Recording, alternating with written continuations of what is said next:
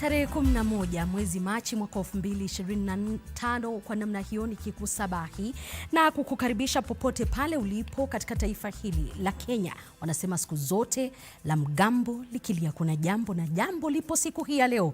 Katika awamu hii ya kikao, tofauti na siku zile zingine, tukiwa tunaangazia masuala kuhusiana na uongozi wa wanawake, siku kadhaa tu baada ya siku ambayo tulifuatilia na kuadhimisha pamoja na ulimwengu siku ya wanawake kote nchini. Na hii leo tunalizamia swala hilo, kuona baadhi ya yale ambayo wanawake wanapitia katika uongozi, baadhi ya yale ambayo wameafikia, na swali kuu siku hii ya leo likiwa ni pamoja na kujiuliza iwapo tunahisi uongozi wa wanawake humu nchini. Sipo peke yangu, manake katika upande wa pili wapo wenzangu Linda Alela ambao watakuwa wakiongoza hili pamoja nami na Elizabeth Atieno, lakini singependa kusema manake Alela anaweza kufuatilia. Elizabeth, asante sana. Tunakutana tena katika shughuli ya kikao, na unajua tunapozungumzia masuala ya kikao huwa tunazungumzia vitu ambavyo sitasema kuadhiri, ni kuadhiri au vitu ambavyo ni vya binadamu. Ni vizuri sana tuvizungumzie. In English we call them current affairs, but largely things that affect you and me. And today we're not falling short of that, because in this month where we celebrate women, it is important that we advance the conversations that revolve around empowering the girl child, and that's exactly what we'll be doing tonight. I know you'll ask yourself, where are the men? Today it's a ladies' night affair. It's purely women, but that is not to say that we do not acknowledge what it is that men do in our lives in making sure that, you know, we are propelled to levels of leadership. This, as you say, Elizabeth Mutuku, is of course International Women's Week, or month, if you want to call it. And of course we celebrated this on Saturday. But then also we remember that there is the report and perhaps the Commission on the Status of Women Activity taking center stage in New York, and we have George Maringa down there, who will also be at least telling us what is happening in terms of making sure that we place the women at the same level that is globally. So we need you to be part of this conversation as we engage ladies, young ladies for that matter. I'll allow Liz first of all to say jambo before we tell you a bit of stats as to the question on the gap on mentorship for young women. Naam, asante sana. Unataka kuzungumza Kiswahili? Nikirejesha kwake Liz, nitazungumza kwa Kiswahili kwa sasa. Asante sana mtazamaji kwa kuungana nasi. Tutafululiza kuanzia saa 1 mpaka mwendo wa saa 5. Lengo kuu tu ni kuhakikisha kwamba tunafikia usawa wa kijinsia, si hapa nchini pekee bali pia ulimwenguni. Na ndio maana tunauliza swali letu la siku ni, je, unahisi kuwa lengo la kufikia usawa katika ulimwengu umefikiwa venye inafaa? Na pia tutakuwa hatuko peke yetu, tuko na jukwaa hapa la mabinti warembo, wamefika hapa pia kuweza kutoa masemi zao ama maoni yao kufuatia swala hili. Kwa hivyo tutakuwa hapa na nyinyi, tutakuwa tunakita kambi hapa, na venye Linda tu amesema, pia wanaume hawajaacha kando, mnaweza pia changia katika mitandao yetu ya kijamii, lakini hapa studioni ni wanawake peke yake. Kwa hivyo sitasema mengi ila kumrejesha Liz Mutuku kuendelea na taarifa zetu hapa katika runinga TV47. Kwako Liz.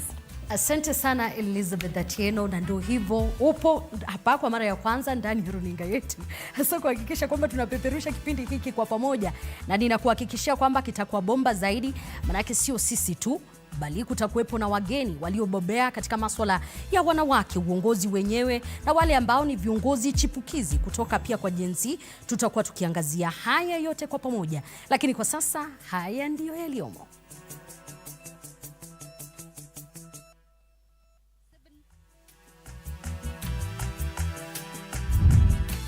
Majangili waua watu 5 katika eneo la Kawap, Baragoi, na kutoroka na mamia ya mifugo. Wanauana hapa juu ujinga. Ng'ombe unasikia imeenda, hadi madereva wanauawa kama juzi vile Baragoi walifanyika. Joto la siasa likipanda, Raila Odinga asema hakujipeleka serikalini bali alitafutwa na Rais Ruto. Mimi sijaenda kwa Ruto. Ruto amekuja kwangu. Rais William Ruto asema ukumbi wa kimataifa wa mikutano wa Bomas utaanza katika kipindi cha wiki 2 zijazo. Na familia Brian Odhiambo anayedaiwa kutoweka katika mbuga ya Ziwa Nakuru kwa ushirikiano na watetezi wa haki za binadamu yaomba bunge la Seneti kuingilia kati kumtafuta mwanao. To demand that justice be done, and you have put the Senate on notice, and the Senate must deliver.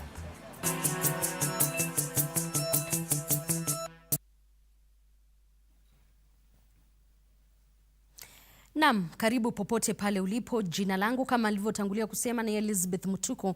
Kwenye meza ya lugha ya ishara yupo Catherine Smalowe. Unawasiliana nasi kwa 22047. Mitandao ya kijamii @TV47 Kenya pale Facebook na ukurasa wetu wa X. Kauli yako siku zote inakubalika. Hali ya wasiwasi imesalia kutanda katika eneo la Baragoi, kaunti ya Samburu baada ya shambulizi la jana usiku ambapo watu 6 waliuawa kwa kupigwa risasi na wengine 8 kujeruhiwa vibaya kufuatia uvamizi wa ng'ombe. Na naibu kamishna wa kaunti ya Samburu Kaskazini Samuel Mwangi alithibitisha vifo hivyo na kutaja kuwa vitengo vya polisi vimetumwa ili kurejesha hali ya utulivu katika eneo hilo. Kulingana na ripoti ya maafisa hao wa usalama, tayari ng'ombe 5 wamerejeshwa huku operesheni ya kuwatafuta majangili hao ikiendelea. Majeruhi walikimbizwa katika hospitali ya rufaa ya Baragoi na katika kaunti ya Samburu kwa matibabu. Mtu anawawa, ng'ombe zinaenda. Sasa hii mambo imekuwa imetushocha sana. Sasa mimi nilikuwa naomba tu serikali waingilie kati, wapate kusaidia, hata kama kuna uwezo tu hizi vitu yenye zinatumika kuiba hizi mali sinyang'anywa watu. Tubaki vile tulikuwa tu kitambo, sababu hii pinduki imetusumbua sana. Ndugu zetu wanauliwa, ng'ombe zetu zinachukuliwa, na sisi kama Wasamburu tunategemea sana hiyo wanyama wetu kuwasomesha pia wanafunzi wetu, na pia kwa maslahi zingine kama ya kushughulikia nyumbani. Tunaomba serikali ingilie kati kwa sababu tunahusunika sana. Kwa jumla walikuwa 6, 3 wako Baragoi, 2 wako hapa County Referral Hospital na mmoja aliaga njiani wakikuja. Kwingineko ni kwamba kiongozi wa chama cha ODM Raila Odinga ametetea uamuzi wake wa kutia saini mkataba wa ushirikiano na Rais William Ruto siku ya Ijumaa wiki jana, akisema kuwa rais aliyewasiliana naye katika njia ya kutafuta mwafaka. Vilevile waziri mkuu huyo wa zamani alizungumza hayo kwenye ibada ya mazishi katika kaunti ya Kiambu hii leo, akikosoa utawala wa sasa kwa madai kuwatoza Wakenya ushuru wa juu zaidi, ikiwa ni pamoja na ushuru wa nyumba za bei nafuu. Mwanahabari wetu wa masuala ya siasa Mike Kagongo ana uketo wa taarifa hii. Wiki moja baada ya Rais William Ruto na hasimu wake wa zamani wa kisiasa Raila Odinga kutia saini mkataba wa kanuni za utekelezaji wa mpango wa maendeleo wa serikali ya Kenya Kwanza, waziri mkuu huyo wa zamani sasa ameanza kuikosoa serikali. Akizungumza wakati wa ibada ya mazishi katika kaunti ya Kiambu mapema hii leo, Odinga amesema ni Rais William Ruto ambaye alimwendea ili kumsaidia katika kufanya maamuzi mwafaka kuhusu azma yake ya kuwafanyia Wakenya kazi kwa mujibu wa manifesto yake. Mimi sijaenda kwa Ruto. Ruto amekuja kwangu. Mimi nimesema mimi nibaki, msimamo yangu haijabadilika. Kitu muhimu zaidi mpaka zalime mpaka sasa mimi nakuwa napigania haki ya Wakenya yote. Raila ambaye anakabiliwa na shutuma si haba kutoka kwa Wakenya kuhusu mpango huo uliosababisha baadhi ya wafuasi wake mjini Kisii kumzonga na kumzomea siku ya Jumapili, amesema hangeweza kuketi na kutizama Wakenya wakihangaika. Odinga hata hivyo ameiambia serikali kurekebisha mamlaka ya afya ya jamii SHA, akiangazia jinsi ushuru wa mpango wa nyumba za bei nafuu ulivyo juu kwa Wakenya. Lakini kutoka hapa mpaka pale hatutaki wananchi wetu wazidi kuumia. Mambo matibabu iko na shida. Hii mambo ya SHA haifanyi kazi mpaka irekebishwe. Wakati wa mkutano huo, kiongozi wa chama cha ODM pia alipuzilia mbali madai ya kiongozi wa chama cha Wiper Kalonzo Musyoka kwamba aliwasaliti Wakenya alipotia sahihi mkataba wa makubaliano na Ruto. Odinga amesisitiza kuwa mkataba wake wa hivi majuzi na kiongozi wa taifa ulikuwa wa manufaa kwa Wakenya wote.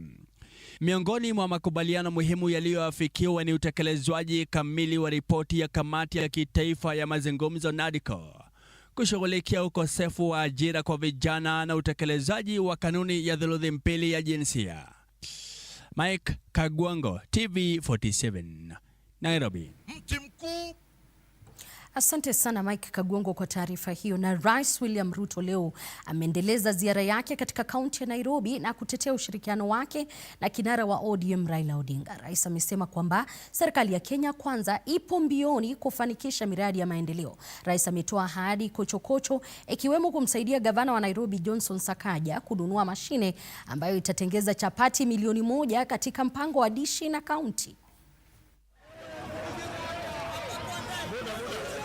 Kwa siku ya pili sasa, Rais William Ruto aliendelea na ziara yake ya maendeleo katika jiji kuu la Nairobi, huku akifanya mikutano ya siasa katika mitaa mbalimbali. Rais akitetea ushirikiano wake na kinara wa ODM Raila Odinga, akisema azma yake ni kuliunganisha taifa. Kenya ni ya muhimu kuliko mambo ya kugawanya wa Kenya kwa misingi ya chama ama kabila ama dini ama sehemu ama jinsia zingine. Tukasema tuunganishe Kenya ndio Kenya iweze kwenda mbele. Nchi yetu isonge mbele.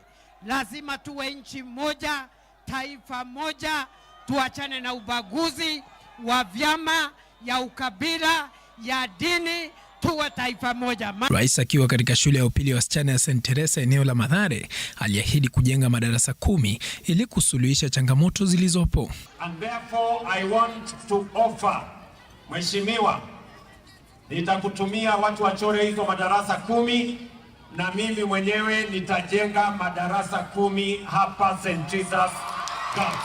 Isitoshe, Rais hakusita kutoa ahadi kochokocho kwa wakazi wa jiji la Nairobi, hasa wanafunzi. Rais Ruto aliahidi kumpiga jeki gavana wa Nairobi Johnson Sakaja katika mpango wake wa dishi na county na kuahidi kununua mashini itakayoivisha chapati milioni 1. Sasa wewe gavana, tafuta mahali ya kununua mashini ya kutengeneza chapo milioni 1. Hapa niko na mama wetu wa county, Mama Esther Pasaris, wapi makofi? Kulingana na Sakaja, mpango wake wa dishi na county unawalisha wanafunzi 300,000. Mpango huu ambao ulizinduliwa Juni mwaka 2023 umekuwa ukiwalisha wanafunzi wa shule ya msingi ya umma na pia watoto wa chekechea. Paul Kirobi, TV47 Nairobi. Bila shaka natumai kwamba hivi karibuni mimi na wenzangu, wajua mwelekezi wangu Emmanuel Inonda alikuwa ananiambia kwamba huenda tutapata chapati za bure. Lakini kwingineko ni kwamba Rais William Ruto akiongoza mkutano wa baraza la mawaziri katika ikulu ya Nairobi amesema kuwa serikali itakarabati ukumbi wa Bomas kufikia hadhi ya kimataifa. Tangazo hili la rais linajiri siku kadhaa baada ya aliyekuwa naibu wa rais Rigathi Gachagua kudokeza kuwa jumba la Bomas limeuzwa kwa Waturuki.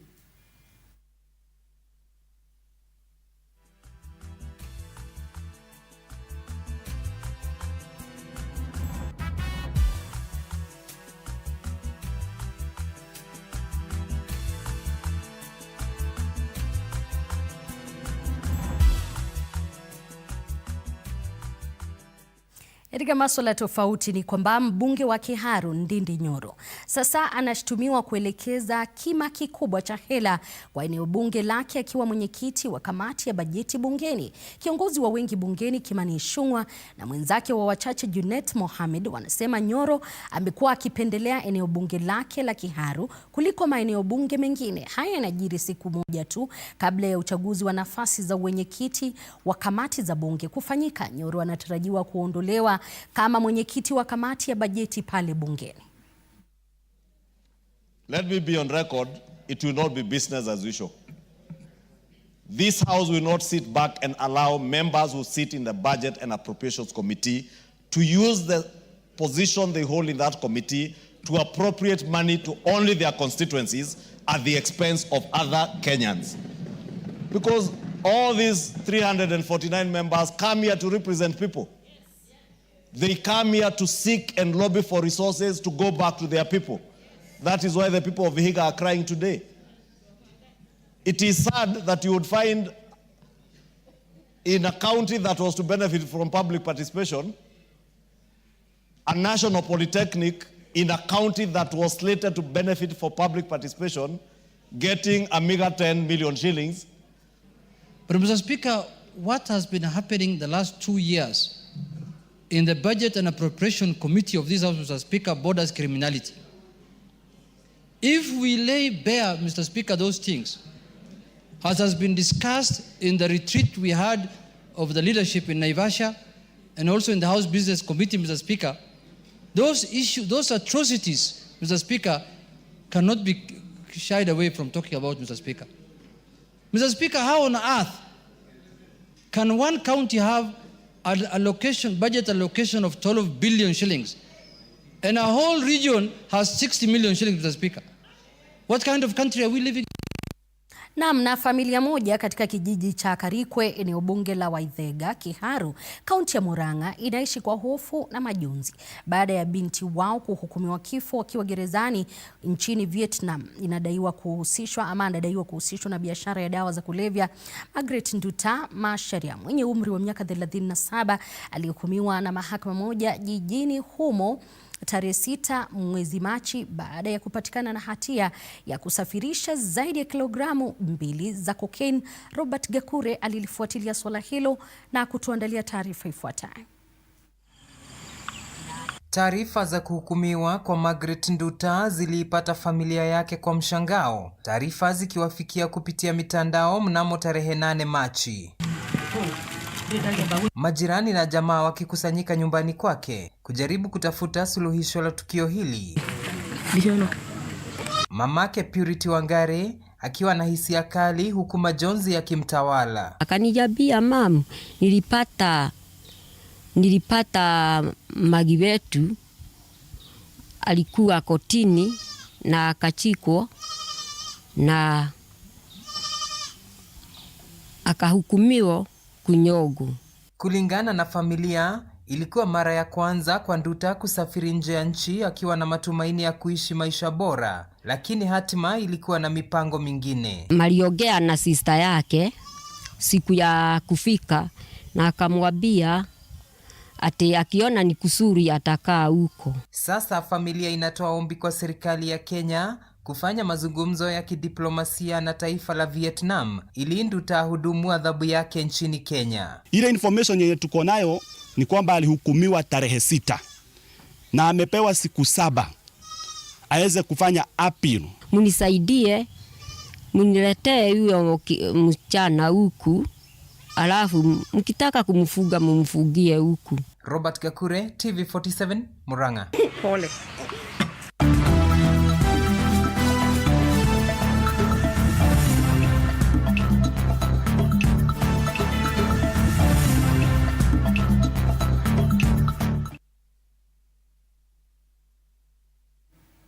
Tukidunda viwanjani ni kwamba kocha mpya wa timu ya taifa ya soka ya Harambee Stars Benny McCarthy amekitaja kikosi cha wachezaji 46 ambao watajiandaa kumenyana na Gambia na Gabon katika michuano ya kufuzu kwa kombe la dunia.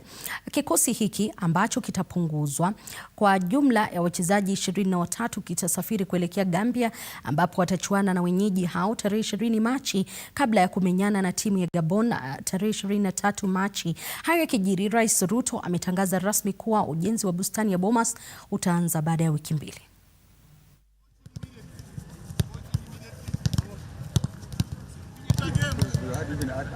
We are not very far behind Ivory Coast, who is in top position, and then Gabon, who is just behind Ivory Coast, and then Burundi, who is at number 3.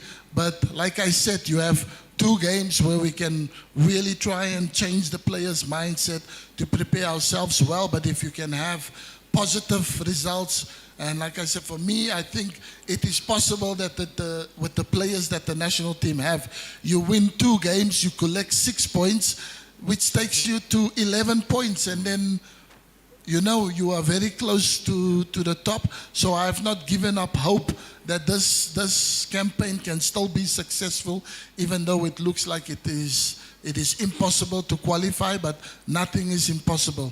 You know, we're going to make it work, and we're going to work extremely hard with the players and the technical staff that we can be a success.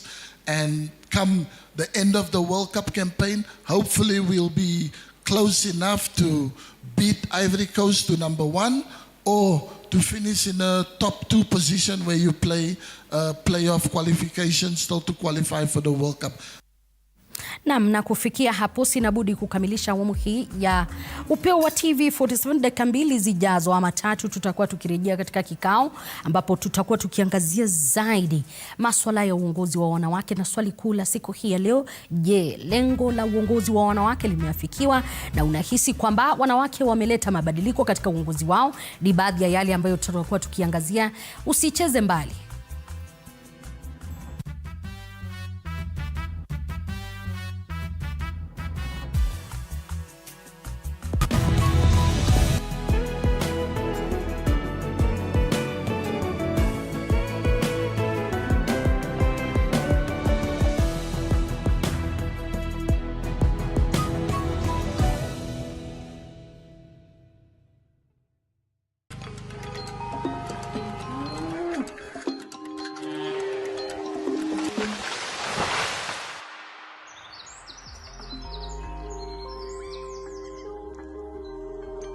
Our world is changing every day, and so should we, for the better. Each week, we tackle the big why, the question that should be on everyone's mind. Why isn't this fixed yet?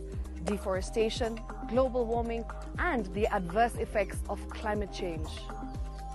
The future isn't just something that we inherit, it's something that we create. Join us on The Green Fix as we tell the stories of those who refuse to give up.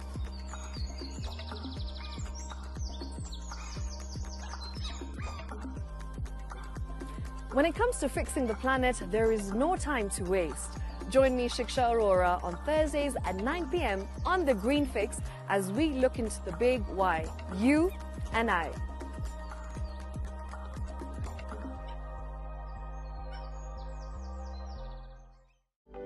For comprehensive information and education on your health, Body Garage is here. Don't allow anyone to pluck out your good tooth, as long as it is strong and stable. Cancer doesn't start today and you get the symptoms tomorrow. By the time you pick it or the time it is manifesting in you, probably will be there about 5 to 10 years. The eye is the window to the rest of the body. Don't forget to stay hydrated. And of course, you at home do take your water. So the ultimate test is actually you check your urine. Your urine should be clear. Clear like the water? Yes. Should be able to see the other side of the urine. If your urine is colored or has changed color, you cannot see the other side, then you have not taken enough water. Don't forget regular health checkups. Early detection saves lives. I want the message be, we can prevent cervical cancer. We prevent cervical cancer in several ways. You have young girls and even somebody who's above that age, you can pay at least every 3 years. Somebody should have a pap smear done. If you are 40, 45, 50, going upward, once a year, please go see a doctor. Yeah, it's just for normal routine maintenance.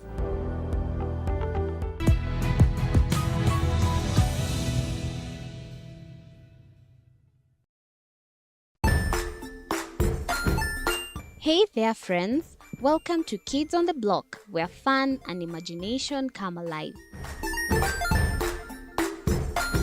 We dive into magical world filled with exciting adventures and awesome friends. What position were you in? I was number 2. What position were you? Number 1. He decided to cross the bridge by his house and look for food on the other side. We're going to do half cup of chocolate chips, and the other one, we're going to do half cup of the blueberries. So, grab your imagination hats and get ready to explore with us. Join us every Saturday at 9 a.m. for new friends, amazing stories, and tons of laughter. Jiunge nasi tunapoangazia safari za viongozi bora.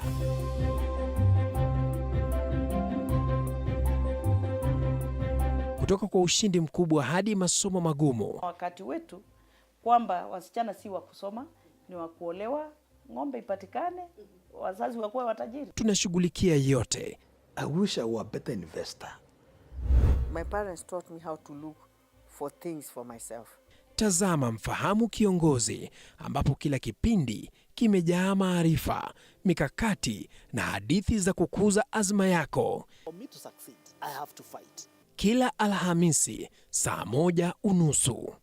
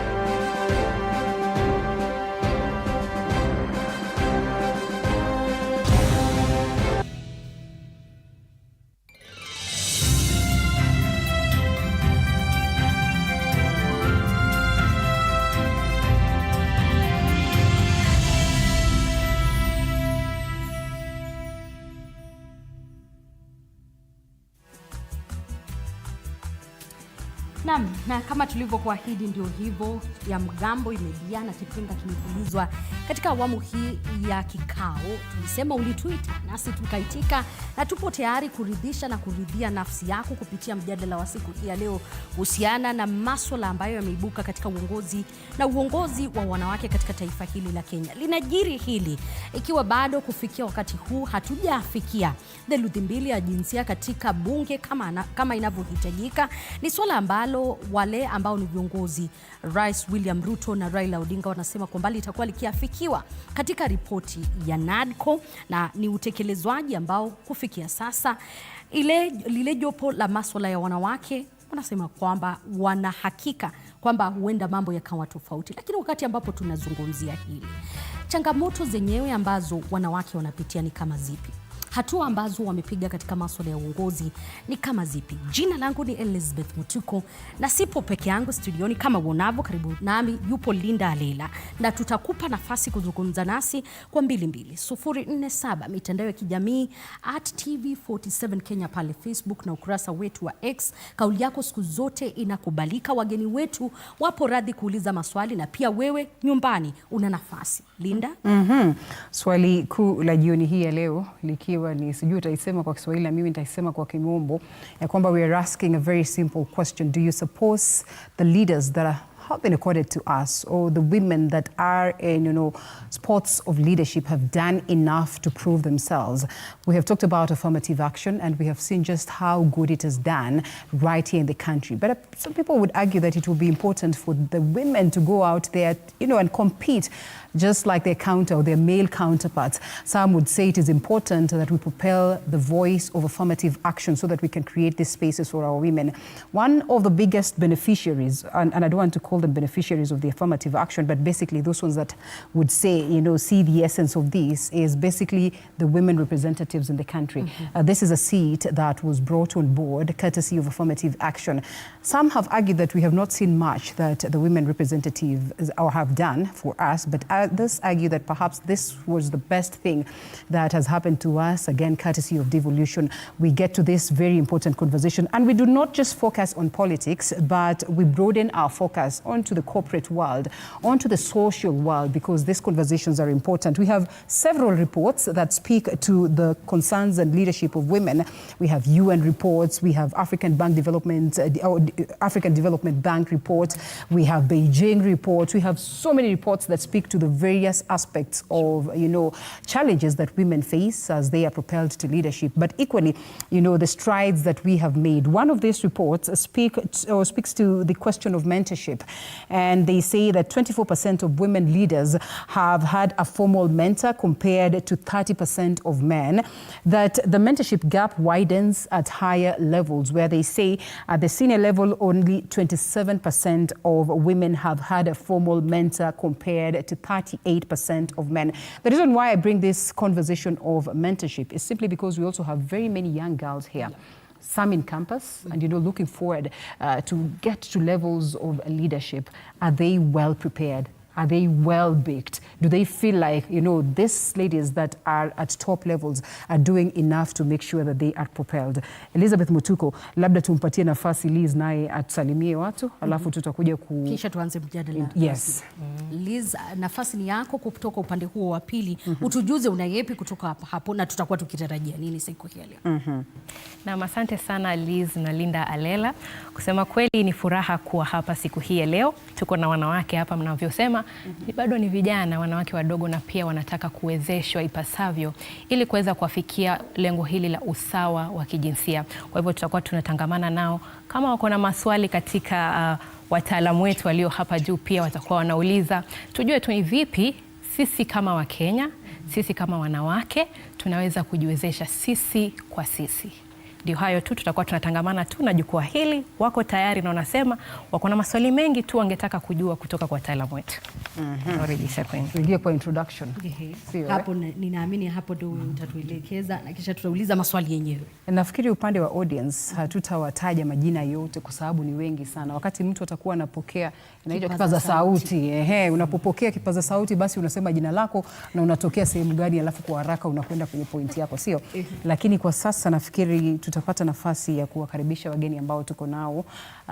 Tuko na Pauline Shegu ambaye yuko hapa. Pauline Shegu, sijui kwa nini imeanzia hapo katikati kama ambavyo sijamuona mama amefika pale tena in collar. Yes. Unajua hiyo ni kitengo ambayo ilikuwa ngumu sana kupata akina mama wakiingia. Maanake wengi wa wale walio katika nyanja ile ni wanaume, na sitasema vile ni kwa kuwa napenda wanawake zaidi, lakini hapo ndio najua wengi ni wanaume, ila nafurahia zaidi siku hii kujua kwamba pia tuna mama. Ndio. Atatusalimia? Proceed. Asante sana. Kwa majina mimi naitwa Dr. Catherine Ngambi, na mimi ni chaplain. Chaplain, karibu sana. Asante. Pauline, we come to you. Say hi to the people. Hello everyone. Hamjambo watazamaji popote hapo mlipo. She's a Swahili anchor by the way, yes. So yes. Kwa miaka mingi, miaka 15 nimekuwa msomaji wa taarifa za habari. Mimi si mgeni kwenye ulingo huu. Hata hivyo ni vizuri kujitambulisha. Mimi naitwa Pauline Shegu, HSC OGW. I'm a she of all trade. Utajua zaidi ni kwa nini. But I'm also a professional rally driver. Yes. Asante sana. Pia kitengo ambacho wanawake kwa kawaida wachache sana. And then we come to you, Daktari Elizabeth. Say jambo to people. Good evening. I hope you have the mic, yes? Yes, I do. All right. Good evening to all our viewers. My name is Dr. Elizabeth Kikao, minor. I'm a medical doctor, health system specialist, and leader within the health sector. Thank you so much. And last but not least, Naj. Hi, everyone. Hi. So I'm Najda Khan. I am a regional people and culture expert, a transformational leadership coach. I'm also a certified mediator. And I'm excited to be here today because I'm also a PhD candidate and my thesis is in women in leadership. Beautiful. In post-colonial Kenya. So I'm very excited to be here and share a lot of that journey with you and the statistics I found, and also take back what I'm learning from here and use it. Beautiful. Yeah. I think tunaanzia papo hapo.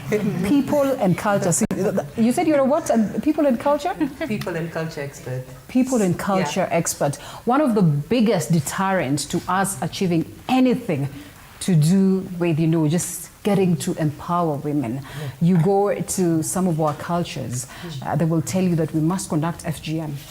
That in a huge way, bars the woman from just being there, from flowering to, adulthood and all that. We go to some cultures that there has to be early marriages. We go to some cultures, women cannot be allowed to do this, cannot be allowed to do that. We go to some cultures, women cannot drive cars, things like, as basic as that, yet we have Pauline here who is a rally driver, We go to cultures and to certain people and we are told that this is just meant for the men. Something as basic as food, unaambiwa, like in my culture, when kuku imechinjwa, there is a part of kuku that cannot whatsoever be touched by a woman. In the event that happens, I don't know what happens. Sometimes we get lost. And before we come to you, we're trying to fix something. I think we'll be coming back to you. Elizabeth, sijui kama kuna kitu katika jamii yenu labda unaweza ukafikiria kinasemekana kwamba hii hapa sio cha mabinti. Ninakumbuka nikikuwa kuna baadhi ya yale ambayo ulikuwa unaambiwa uwezi kutangamana na vijana katika hili, hauwezi kuwaongelesha kwa namna hii. Na ni baadhi ya yale hata ukikuwa kama mwanamke baadaye inakuwa na madhara katika nafasi yako wakati ambapo unajitetea. Maana unapata mwanamume amepewa nafasi ya kwanza na wewe unakaa ni kama uko hapo kumsindikisha. Hayo ni baadhi ya yale nili experience wakati huo na kacha, lakini nilikuwa nashukuru kwanza nilikuwa na baba ambaye nafasi yangu ya kuzungumza pia aliheshimu. Ndicho kitu ambacho kimenifanya kufika mahali nilipo siku hii leo. All right, we come to you, Najda. People and culture. So I'd like to first clarify. So people and culture is the globally accepted term for HR.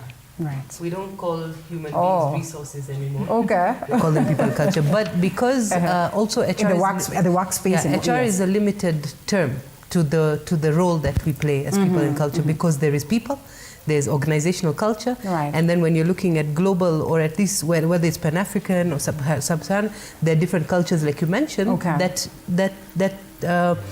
that play a role when you're leading an organization. Because you could have an organization, all of us sitting here come from different cultures with different norms, and that affects an organization when it comes to something as basic as revenue increase if we don't understand the cultures that everyone, so diversity and inclusion, that's what comes in. But you're not wrong. I mean, we have, that's why in this discussion of women in leadership, it's a global pandemic. It's not just African. But when we look at Africa and we single out Africa, and then if we go down into Kenya again, we are lagging back because we live in a very strong patriarchal system. We already talked about kuku ikichinjwa, kuna culture zingine, I think it's Wakikuyu, there's a certain part of the goat that's not eaten or it's not eaten by men. So those kind of cultures that really do speak out. Now what we're trying to say is, at what point do we stop talking about these elements? I mean, it's 2025. You know, we can't keep having this discussion every year. Every year, I'm on a panel or we're in discussions like this and we're having the same discussion. So this year's International Women's Day theme was Accelerate Action. Because we really need to say, okay, this is how it is, but what are we doing? At the end of the day, women are the nurturers. You're the ones who are giving birth. We're the ones who are raising these kids. So can we start teaching girls to break glass ceilings instead of fitting into glass slippers? Because that's what we've been taught, the Cinderella stories and the Snow White. It's all about the glass slipper. And these ceilings that have been built by these patriarchal societies, and no, I don't want to say only men. Women play a role. We do it. How many of us have been raised and being told, don't raise your voice. Your brother is hungry, go make food. You know, your brother doesn't have school uniform, go and wash it. You know, things that we do out of love. But when you look at the way that they are building unconscious biases, there are too many. So what are we doing as women, as mothers, as sisters, as daughters, as wives? What are we doing to accelerate the action that we want to see? Because are we going to be able to change the entire Kikuyu community today and say we're going to wipe out that, you know, that social bias? Or maybe for the Muslim communities who say early marriage. And I want to say one thing that I'm a product of early marriage. I'm sitting and doing my PhD today. I have multiple feathers in my hat. I've been raised by women who have broken those ceilings for me and have enabled me to continue breaking ceilings. So while I'm a product, and so I feel like early marriages are not a deterrent. If you are raised around people that will still, you know, let you spread your wings. So I think I'd just like to say that we may not be able to eradicate cultural norms that have caused us to have this conversation even today, even the 21st century, even 2025. What we can do is ensure that from here going forward, each and every individual, it's not just the leaders. It's not just so whether it's the mama mboga, or it's the woman in the CEO position, or it's that woman rep, or it's the woman who we're going to have as president one day, hopefully. It's all of us have a role to play, and we just need to be bold enough. We need to be able to, I think when you talked about mentorship, that's the main issue here, because women are having an issue speaking up. Many people in my field, in HR, will tell you, when you're interviewing for a role, let's not even go too far. There'll be men and women coming in for that role. The man will come in and say, I want 1 million shillings for this role, and he'll say it with a straight face. He'll know his worth, he knows what he's done. A woman with the same credentials, or even higher than that man. What's the first, let me tell you, this is just my own statistic, and we can agree across the board. She'll say, what's the budget for it? You know? So yeah, so what's the budget? 500,000. But you know, she knows she should be paying $1 million for anything. 500,000, but we'll start you off at 3, and then we'll see how it goes after 3 months probation. Typical, yeah. And she'll be like, it's okay, I'll take it. The man will walk out. He'll say, when you want me, you know where to find me, and he'll go. That small thing, I'll tell you, and that's where we're going to say, own your space, or create your space. Demand it, speak out, push boundaries, and so it starts with us. Beautiful. Liz, before you come in. Ndio nitauliza kwako Elizabeth. Imekuwa tofauti while you were growing up, ni space ambayo ulipewa na ukakuwa encouraged, tofauti na wale wanawake wengine, ama kwako ilikuwa namna gani? Manake wakati ambapo pia tunazungumzia baadhi ya yale ambayo tumepitia, tunazungumza na experiences zetu. I think I'll speak in English. That's okay. So for me, growing up, I'm the only girl in a family of four children. So I have 3 brothers. So growing up, I grew up like typical any other child. There was no, this is the girl, because you can't give the girl only one particular position. And of course, in terms of the cultural biases, they were there. But I would say within my family, I think my dad really pushed in terms of ensuring that you're the best. You need to go to the highest level.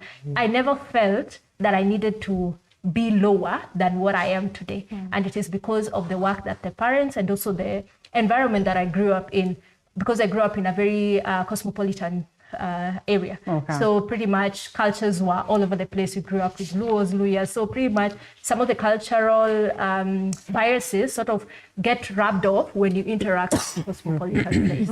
Beautiful. Pauline, as well as Daktari, your stories, and you are in very unique spaces. Perhaps these girls would want to hear what are some of the challenges? What are your stories? What is this one thing that you can pick, that you'd say, this was something as I grew, in different spaces? Thank you so much, Linda and Liz. Yes, for me, let me speak in Swahili. I'll mix because I come from different culture. That's from coast. But what I believe is somehow we must respect culture, no matter what. Even as much as we are trying to change, run away from it, you cannot run away from it 100%. Okay. There are certain things that must be respected. For me, I can say, being brought up in a family of 9, and I'm the eldest daughter. Being, first of all, a professional rally driver, I had to break that culture that motorsport is only meant for men. And you cannot do certain things. A woman is not allowed to drive. But I decided, no, I have to change the narrative and I have to respect my culture as well. But from my background, my family, my parents, there are certain things they felt like, no, this is what you want to do. Somehow you have to follow this right path, but also respect this other path. So where I am and the things I have done, breaking the ceiling, and also I'm continuing to breaking it up to the, it doesn't have an end. I will still break it to the maximum limit because already I've broken one, that is the motorsport, and I'm still breaking others. So there are different cultures and you have to respect them. Kwa hivyo tamaduni ni lazima tuyatimize na tuyaheshimu. Nimelelewa katika tamaduni tofauti tofauti ya kuheshimu wakuu wetu, vile ya kuwasalimu. Mahali natoka, culture yetu tamaduni inasema kwamba ukiamka asubuhi lazima muamkue mkubwa wako. Ukikutana na wakubwa wako lazima uamkue, usisubiri wao wakuamkue. Ukiwakuta wamesimama na kuna kiti na wewe umekalia hicho kiti, inuka wapate nafasi. So kuna vitu vingine hata wewe mwenyewe kwa roho yako, imani yako itakuambia hapana, vile ninavyofanya haistahili. So there are cultures, there are things that we need to respect, especially when it comes to our elderly people, religious, and also just certain things, not everything, but when it comes to religion, we have to respect. That's another culture. We have to respect them, our sisters, brothers and sisters, Muslims. This time they are in Lent. I'm a Catholic. I'm also on Lent. So we are together. It's something that we have to respect. Bishop or pastor? Yes, she's here. So I believe in playing different roles in different cultures, and we must respect people's cultures. So I'll tell you more about why I've reached where I am and what I'm still doing and where I'm heading and how you are supposed to respect your cultures no matter what. Even if someone tells you, no, you are doing this, you have to change, this is another century. There are certain things you cannot run away from. But we also agree that there are some of them that are quite backward, demeaning for the girl child and all that. Especially the mutilation part. That one, everyone, of course, no one would love her daughter to go through that. But there's certain things that we have to sensitize that community that is still practicing that.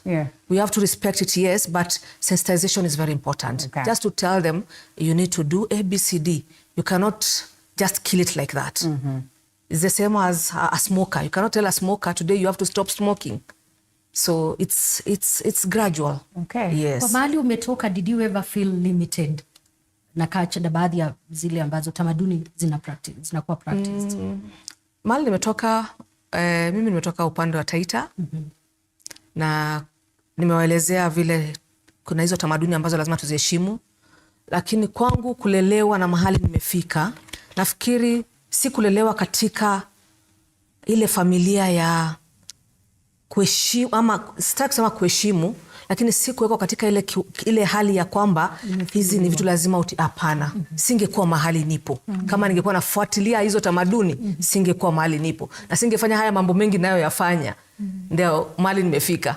Kwa hivyo ninaheshimu culture yetu nyumbani ndio, lakini kama ningeyafuata kabisa mpaka mwisho, na ungekuwa hapa. Ningekuwa kwingine. Hata ningekuwa nifanya mambo mengine ambayo hayastahili. Na sitayasema hapa, lakini ni sawa. Haya mengine tutazungumzia. Lakini kwa sasa tungependa pia kusikia kwake kasisi. Kufika mahali ulipo na kuvaa hiyo kola umevaa siku hii ya leo, baadhi ya yale, safari yako imekuwa namna gani? Well, asante sana kwa fursa hii. I'll choose to speak in English. Yes, it's not been easy starting even from the growing up. I'm born between boys. Whoever I follow and whoever followed me passed on. But, you know, there was always that issue of shut up, girls don't speak, we are going to football. And my mom would always tell my brothers, tag her along. You know that word of ziwachwe nyumbani. And my brothers would, you know, have me do haircuts, you know, to look like a boy, wear shorts. So I grew up quite wild. You know, all the games that boys used to play because of my brothers. So now when I went to the girls' school in high school, it was quite a transition for me. But I have a part of my life where I'm actually a certified accountant. So there is a part of my life that I was there. And I worked for an organization in Mombasa where I was the only Christian lady manager, you know, in a group of men. So they would always forget me. Then I remember my boss would say, oh, you are here. And I would say, yeah. And when like periods of Ramadan, you know, people have to be given sugar and everything else. And then they say, okay, you know, the names, of course, would be the Muslims. And I would add mine. And my boss would look at me and just say, Suslimu ukwe tu Kulthum, you know, from Catherine. So I would Kulthum my way on the list. And I would always tell them that, no, because everybody has worked for this organization. So that was a first, that everybody during Ramadan, we understand we have to respect Muslims, cultures are there. But we got to that point when everybody was respected and whatever was issued was given to everybody. So we managed to, you know, to cross that Rubicon where now everybody is an employee and worthy. So that's one first. And of course, there is that part of my life where now I crossed over and there was that point that I felt God calling me to do his work. And so I left everything else, which everybody just thought, why would you have a 6-digit salary and why would you leave a lucrative position like that, especially because I was working with Ernst & Young. And so they thought, why would you leave that? But I left, went back to the seminary and fought through men, you know? Even the aspect of being in class with everybody really, 3/4 of them being men, was intimidating enough. And of course, some of the people would always speak in class and say, except for Eve. And of course, they would look at me, Eving me, you know, and if it was not for Eve, and there would be those kind of innuendos that you would say, yeah, can you imagine how boring it must have been for Adam? You know, he just woke up one day and here was Eve saying, where is your broom? You don't sweep around here. How can you be so rough? Do you even shower? Gosh, my hair, you don't have anything here. She brought, you know, women bring excitement. So I would always look for that opportunity to remove the bad out of the woman child or the lady child. And so even the profession I picked from amongst them is chaplaincy. Now, chaplaincy is not very common in Africa, and it's not taught because in chaplaincy, you don't project your denomination. Okay. If you go to hospital, there are no hospitals for Muslims, only Hindus and stuff. So people die. And so you have to hold somebody's hand, prepare them, and in hospices as well. So that was a ceiling I had to break. And right now I'm in the business of, I train people across the world, like people in Australia, churches in Australia, Ghana. I've signed various contracts with people to train pastors. So like 4:30 in the morning, I always train. And most of them are men. So I would always ask, so amongst us, who is your best teacher? You. And I would say, yes, me. You're supposed to be me after all. Interesting, interesting, Rev. And we'll be coming to you because I see a lot of firmness and a lot of decision making that is, required in your journey. Something that most of the girls or most of the women will tell you they find it difficult, to achieve or to be, because just waking up in the morning and saying that from being accountant to chaplaincy, and chaplaincy in a space where there are lots of men, it requires for someone to be sober enough and firm enough in their decisions. So we come to you and understand the importance of this, especially in that space of leadership. But on the side of Elizabeth, I know we do not just have students, we have student leaders, we have leaders actually that are, holding positions in different spectrums. I think we'd love to hear something to do with them. And we have upcoming leaders. Liz, utupeleke upande huu wa pili. Thank you so much. Indeed, we have heard from these brilliant women. Indeed, we need to rise against all odds for us to own our space as women.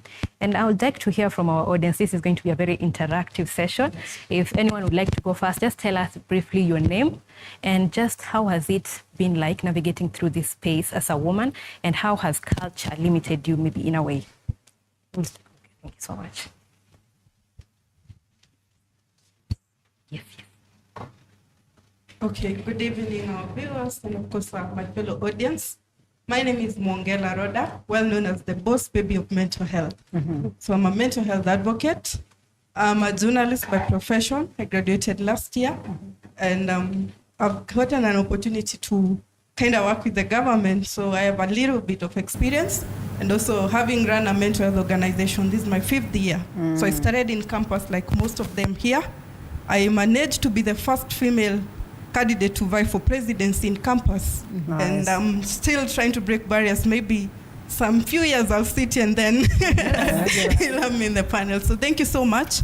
I have had my experience in government and also being able to work with a few corporates, trying to, get funding for my organization. And also, mental health is a very unique aspect and it mostly affects women. And the major issues in mental health, when you're trying to articulate them, people feel like, what is this woman saying? So in my journey as a mental health advocate or as a young leader, I'm the youth president for Murang'a County. Actually, I've come from that Keharo constituency that was in the news. That was in the news. You have to explain a lot of things to us. Right? Yes, but we have the best MP, of course. So you must say that. I have to enter the governor also. So in my experience in trying to venture into leadership, we've had this challenge. Every panel I get to go, especially these meetings with NGOs and other leaders, when you try to stand and articulate a point, they look at you like, huyu anatuambia nini? And then I've seen this very funny behavior where you go to a meeting, maybe it's time to serve people. I found myself in a few meetings with men, and then they look at me like, wewe kasichana kadogo, amka utulete serviette. And I'm like, I'm also CEO of an organization. So how are they able to, break that ceiling and stamp some authority for them to be felt like women? Because people think that our role is to wash the dishes, clean the tables, We can wear red bottoms and venture and have some information, And that is why I'm doing short hair to look like a man and tell them that we can do this the way you do it. Beautiful. Thank you, Rhoda. Thank you so much. Okay. Let's hear from her as well. Oh, okay. Yes, thank you. Good evening. Good evening. My name is Carol Mwaura. I am in a very unique space. I call myself a Wikipedian. We all know the largest encyclopedia that is free online. I am part of the people that edit it. Nice. And it is a very interesting space, I will say. Around the world, there are people from different cultures and who contribute and add biographies of great women. And for Kenya, we have a community. And I would proudly say that we broke the ceiling by having it established by women only. So this year, there is the Global Wikimedia Foundation that is always supporting women. And in celebration of the Women's Month, we got a recognition like, how have you been able to make it through? You know, the Wikimedia space is more of tech, and you know, it's only men who can be able to do very good photos, you know, and write very good articles. But the African continent is changing the narrative of, you know, let's identify great women. The 4 great women here, how notable are they in their field, and how can we make visibility? So at our end, we try to make visibility for women, and especially our Kenya Women Group. And I think we started our small organization like 4 years ago, and I will say like 4 years, or I think 5 years down the line, we are bringing to Kenya the biggest international conference for the global Wikimedians in Nairobi in August. Yeah. So people would ask, how did you do it? And we will be like, we also did a bidding just like any other country, especially. So it's such a great space to just try and break the ceiling, and we have 4 or 5 top ladies doing everything, and men will be like, how are you doing it? How are you getting to meet these great people? And we are equally to the task, I believe so. So beautiful. Thank you so much. Thank you. Thank you.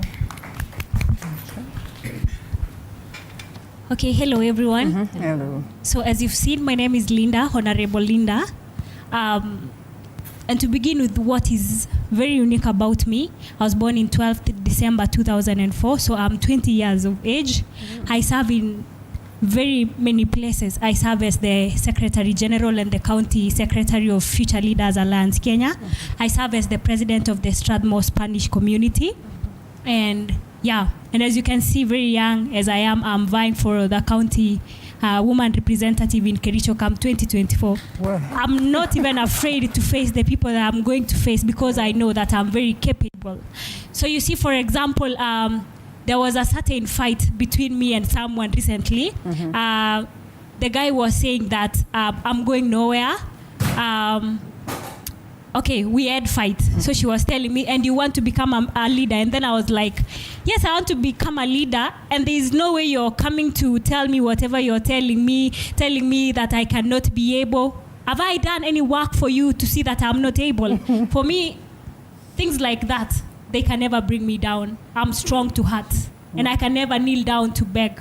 But I can kneel down to ask you to stop doing things that are not necessary to be done in this world. Right. So the things that are very unique to me, I would like to say thank you to Honorable Millie Odhiambo, because I'm a product of her. She has raised me a lot. She tells me that bad girls never sit in the corner office. And in fact, I don't sit at the corner. And by sitting at the corner, it means that you should not allow people to bring you down. So I'm very strong to heart. I'm ready to stand. And I even came here to announce to the country that I'll be running in 2027. I don't care my age, but I'll be there. I'll be in the ballot. And I'm expecting the leaders to support us. Beautiful. And women there, please support us. We need you to be very close to us, because we go through a lot as young leaders, but we are not going to surrender. We are going to fight. And we are not going to be humiliated as well. We are going to fight. Once again, viva women, viva. Viva. Viva women, viva. Viva. Yeah, so there is power in women in leadership. Beautiful. Thank you so much. Thank you.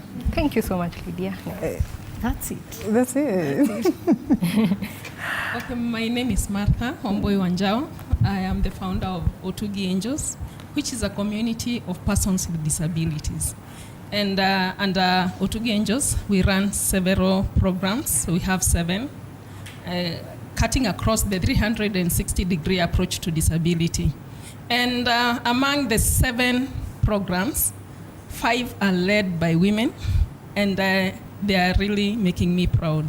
We are hopeful that we are going to penetrate in Africa. We are going to be the best disability service provider in Africa. We have protected and regained confidence in very many women and girls with disabilities. And we are really proud of our work because God is with us. And we believe that it is about our mindset, the strength of our hearts that is going to break any ceiling standing between us and any success. We envision to be the best disability service provider in Africa, and our approach is 360 degrees approach, like not just education, not just therapy. You know, so many things are basic in terms of disability services. And so we have to look at the holistic, including when we see the beginning, we have to see the end. We have to know that we need the cottage industries that will suit the kind of people that we are serving. And so we are looking at areas that people with disabilities can work in. And even as we begin, we continue empowering the communities, we also continue developing the industries.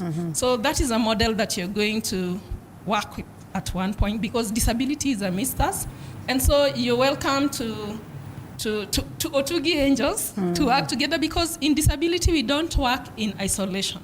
We work in partnership with everybody. We are working in partnership with Ministry of Health, Ministry of Education, all ministry, with the social services and all the departments, because disability is holistic, like the needs are holistic. And if you address one need and leave the other, you still fail, because you'll not achieve success without the partnership or the role of everybody playing their role. The therapist, the special needs teacher, the caretaker, the caregiver who is empowered to, bring out that heart. We have rescued many people who have been abandoned, those that are lost. We have reconnected many people with disabilities with their families, and we are proud to be on that space. Okay. We are going to break the ceiling, and we must be the voice in Africa and beyond. Okay. Thank you. Thank you. Allow us to take it away from you for a second, because we have to cross over to the United Nations headquarters, New York. George Maringa on standby, and it's as if Millie Odhiambo is watching. Millie Odhiambo watching, one of the greatest, and has seen the would we say the fruit of her labor, or pretty much a person that she has mentored. I think I began by talking about mentorship and how critical it is, and so we get to cross over to that other side. First of all, get to hear what the plans are in relation to advancing the concerns of the women globally, but as well to listen from the bad girl. All right, George. Absolutely. Thank you so much, Lima and Liz. Good afternoon. It is just about 1:03 p.m. here in New York at the UN headquarters in the United Nations headquarters here in New York, United States. And just to show you the building we are in, as you can see the flags. Yesterday, one of the flags was right there, the Kenyan flag actually. But we've been listening to the conversation and on matters of women, because this is the 69th session of the Commission on the Status of Women. And I'm joined by Honorable Millie Odhiambo, Bad Girl Millie. A lot was happening in studio. There is a lady who says you actually mentored her.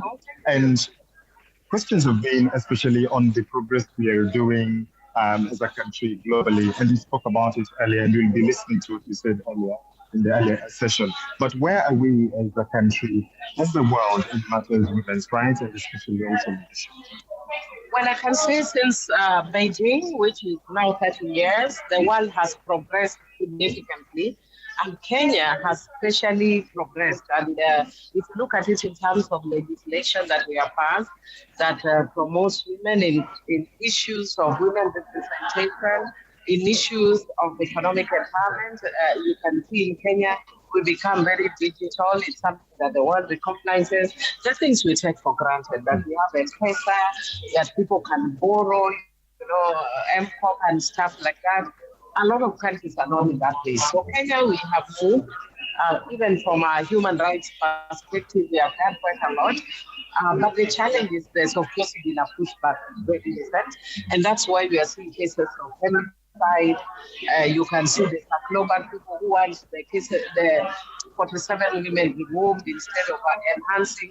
But it's all because of a misunderstanding that women's empowerment. Some people think women being empowered is to put them in competition with men. It's not being put in competition with men.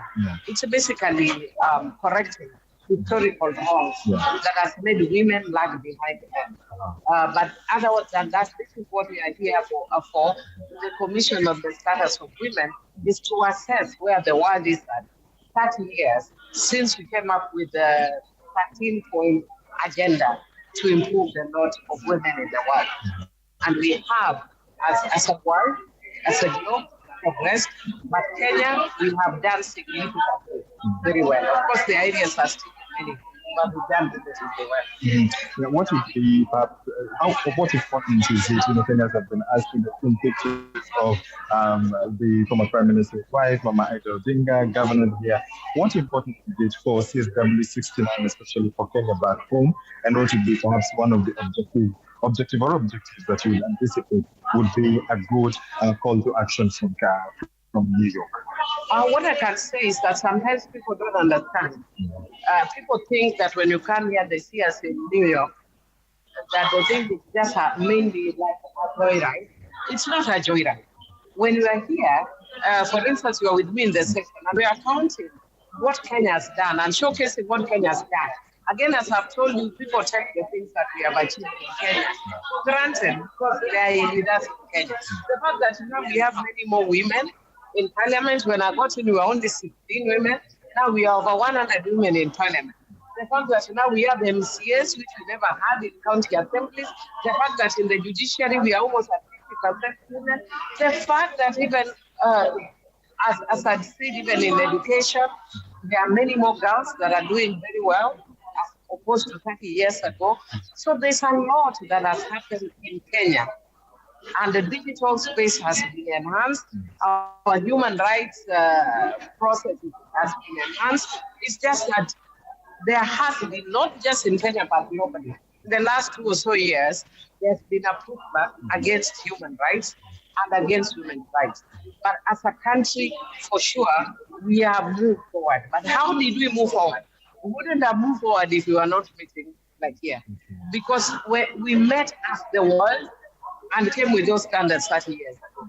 And because we came with those standards 30 years ago, that are measured every year.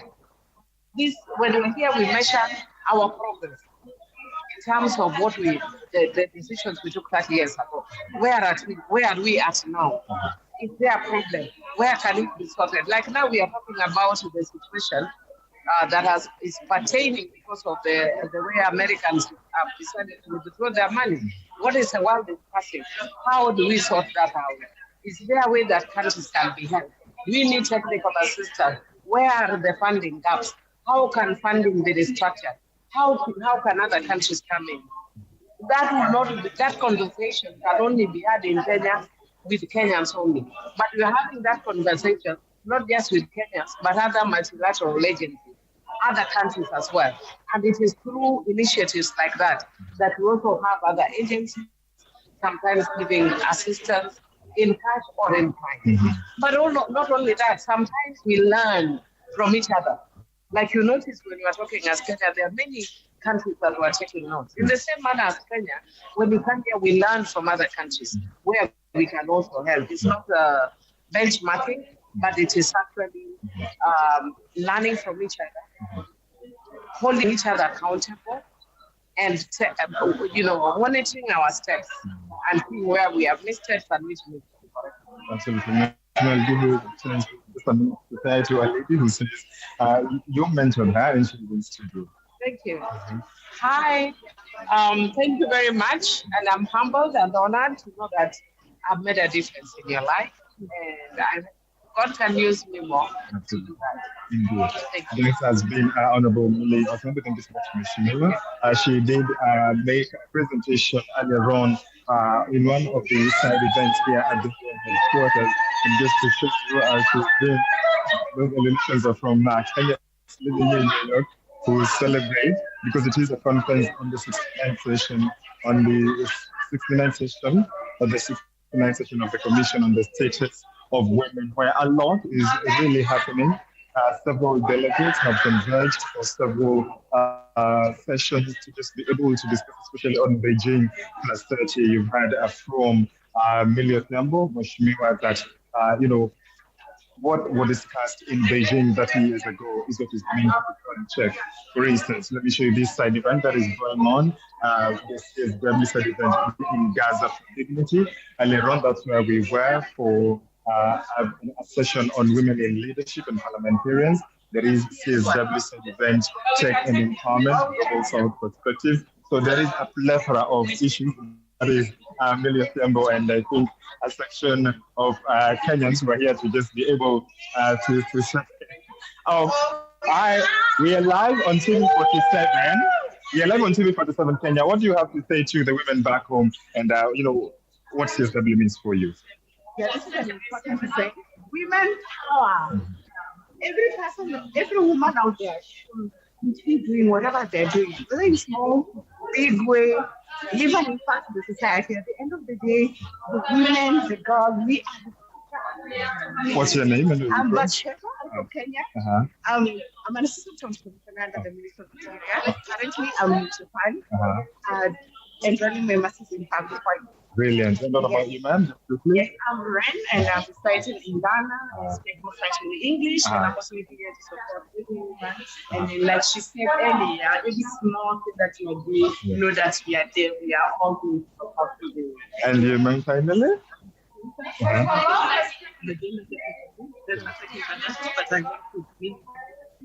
Together with Kewa. Absolutely. And this is Kewapa. Perhaps you can speak about, what Kewapa does on matters women in leadership. Okay, so my name is Martin Mutuku. I'm the executive director at the Kenya Women Association. So our work is really to support the women in parliament so that they're able to effectively carry out their mandate, legislation, oversight, and representation. So we do that in areas training, capacity building, and work like this event on a brilliant event. Working for women in the just come from a meeting of the parliamentary union, where women can share sharing, because there are challenges and we learn from each other. Absolutely. Let me leave you to have the moment with the Honorable Millie Othemba. Thank you so much. Absolutely. Our viewers, Linda and Liz, that's the situation here at the UN headquarters in New York. The first day was yesterday, Monday, and there was also the arrival of the former Prime Minister's wife, that is Mama Ida Odinga, Governor Gladys Wanga, that is Governor Wabinyandeti. The Kenyan delegation is led by PS Alangombe, the PS4 agenda, and the Kenyan mission is just outside the UN headquarters on my right. We'll be able to also get more perspective about this commission on the status of women. But that is what is happening here in New York. We want to continue to wish you fruitful discussions in studio, Linda and Liz, as we continue to follow what is happening, especially on the sidelines at the backdrop of IW.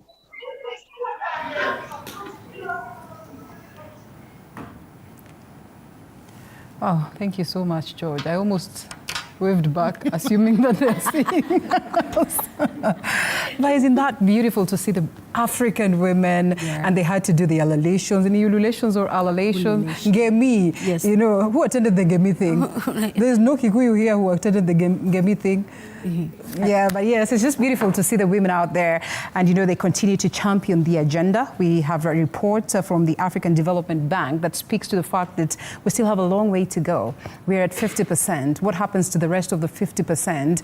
And that means that we must engage, we must have these conversations. At least over to you so that you can engage the ladies before we come back to you.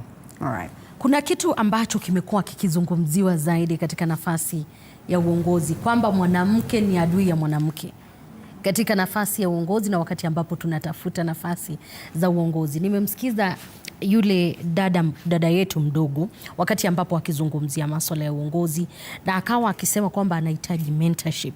Lakini nikawa nikifikiria ni ukweli kwamba mwanamke ni adui ya mwanamke mwenzake wakati ambapo tunakuwa katika nafasi za uongozi, na pia tunahitaji nafasi zaidi. Ni kwa kuwa Rais William Ruto akipiga kampeni alituahidi kwamba itakuwa 50-50, lakini wakati ambapo ilifika kwa reality ni kwamba tulipata 20 ama ni 30% tu, lakini haikufikia ile ambayo tuliahidiwa. Je, ni mwanamke mwanzo ni adui ya mwanamke mwenzake? Sitachuzi yeyote, ningependa kusikia kutoka kwenu. Sitaki kusema eti huyu azungumze mwenye anahisi hili swali. Nianze. Nigusie tu kidogo. Hicho kasumba. Natakita kasumba. Mwanamke ni adui ya mwanamke mwenzake. Sitaki kusema kwamba nimeishuhudia ama ipo, sina evidence, lakini ni kitu imekuwa wanawake wamekuwa kiona kwa wenyewe. Lakini dawa ya huyo mwanamke adui mwenye akutaki mema, dawa yake ni umuonyeshe kwamba utayafanya yale ambaye anakuzuia. Chukua mstari wa mbele, umuonyeshe kwamba nitaifanya. Hata kama utaki nifanye, kwa sababu utaenda kwa mwanamke mwenzako umwambie nataka kufanya hivi na hivi. Wacha nipeane example yangu. Nilipoanza kujiintroduce nilisema mimi ni Pauline na mtanijua zaidi, a she of all trade. I'm a communications expert. I'm a media personality. I'm a professional rally driver. Na hizi zote nimepitia, nimefanya pamoja na wanawake wenzangu. Nimefanya na wanaume. Kwanza kabisa nikizungumzia upande wa taarifa za habari, vile hawa wanavyosoma hapa hivi. Wajua kabla yeye aende kwenye runinga kusoma, kuna vitu ambavyo anastahili kupitia na kupita. There are certain things she must get before she gets into the screen. First, for you to be a presenter on the screen, you must look like wow. Sinaona vile ni warembo. Hata mimi nilikuwa nasoma taarifa nyakati hizo. I presented news with the late Anno Fula. Those were my mentors. I presented news with Catherine Kasavuli, the late. Those were my mentors. With all these men, Badi Muksin. All these legends you see on screen, I've sat with them. Both women and men. And sometimes, yes, we are our own enemies, because when I see these beauties on the screen, I feel like they are not supposed to be there. Why not me? Why not so and so? Why not you? Mbona ni wao? Unaona tayari hiyo kasumba imeanza kukuingia, wamchukia mwenzako bila sababu. Ni kwa vile ni mrembo amepewa fursa ya kusoma. Wewe umejaribu kwenda kujiuliza kama utaweza ama utaweza. Kama hauwezi kusoma kwenye runinga, kuna redio. Redio inahitaji tu sauti yako. Kwa hivyo kabla umuonyeshe mwenzako kidole cha lawama kwamba huyu hanitaki, mwanamke mwenzangu hanitaki, ni kwa vile umesikia kutoka kwa watu ama umeshuhudia ama amekufanyia. Sometimes you don't judge people because you've heard from others. First get the experience. Have you interacted with that lady? Akutreat the way and akutreat. For you to accuse that person. I hate accusing people without evidence or going through that experience. Sometimes get to know this person. Just because nimefika hapa kwa studio nikaambiwa yule mwanamke ni mbaya sana, hapendi watu, sasa na mimi nianze kumchukia bure. Akijaribu kufanya hivi namzuia. Naendesha magari, I do safari rally, and currently I'm preparing for the World Rally Championship next week. I'm getting onto the ramp with men and my fellow women. But before I got into WRC... deserves a clap at least. Honestly. Thank you. Aside from broadcast, because it reached a point I had to pave way for youngsters, you young ones, to take on the screen. These ones were Some News because I felt my time is up. Sometimes as a fellow woman, and you have seen there's a talent somewhere, na unaona wakati wako umefika. That door, the one that the other lady opened for you, leave it open for the next person to get into it. Usiingie na ukaifunga na ukaendelea. Mimi nilikuwa kwenye chumba cha habari, nimesoma news for the past 15 years. I've read with all these legends you see on the screen. I can say these are my students. Na nikiona wanasoma taarifa vibaya nitawaambia hapana. Peleka watu pole pole.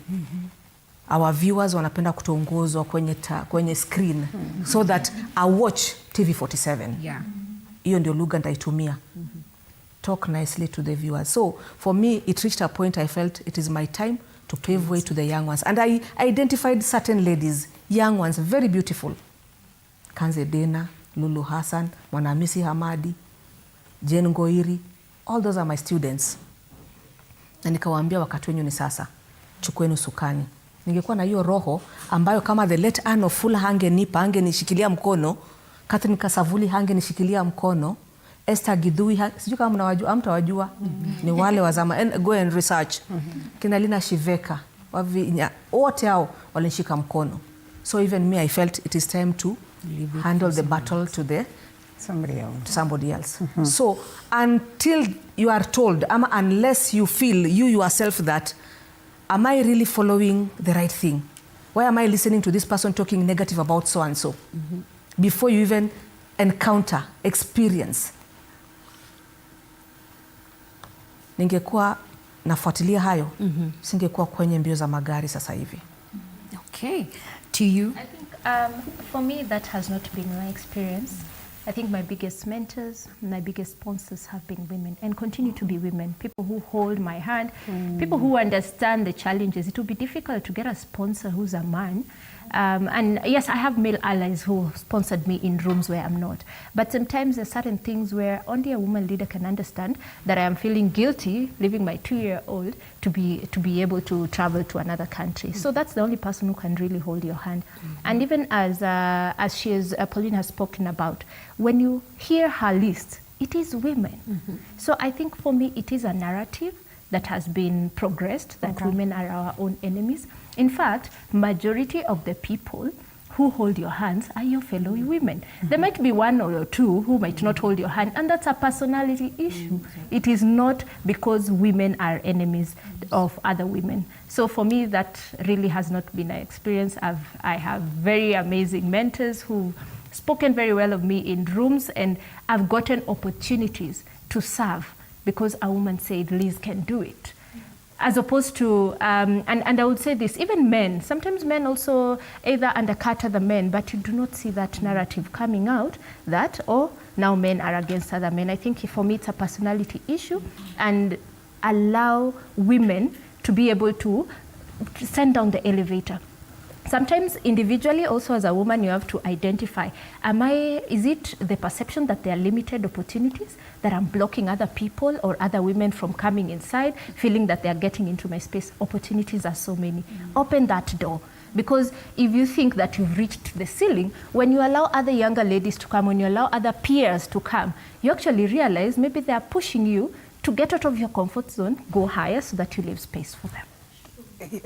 You say you are in that space of, now getting to people, listening to the ground, working on your thesis and dissertation and establishing just what lags us behind or what propels us to levels that we are in. Facts are stubborn. Figures are stubborn. When we say that, yes, women have propelled us, they have helped us, but when we look at the numbers, we hear that they speak of minimal mentorship programs. And when you're talking about mentorship for girls, you certainly expect that it will be girls that are actually mentoring these girls even more than men would. What do you make of this, in relation to what Liz asks?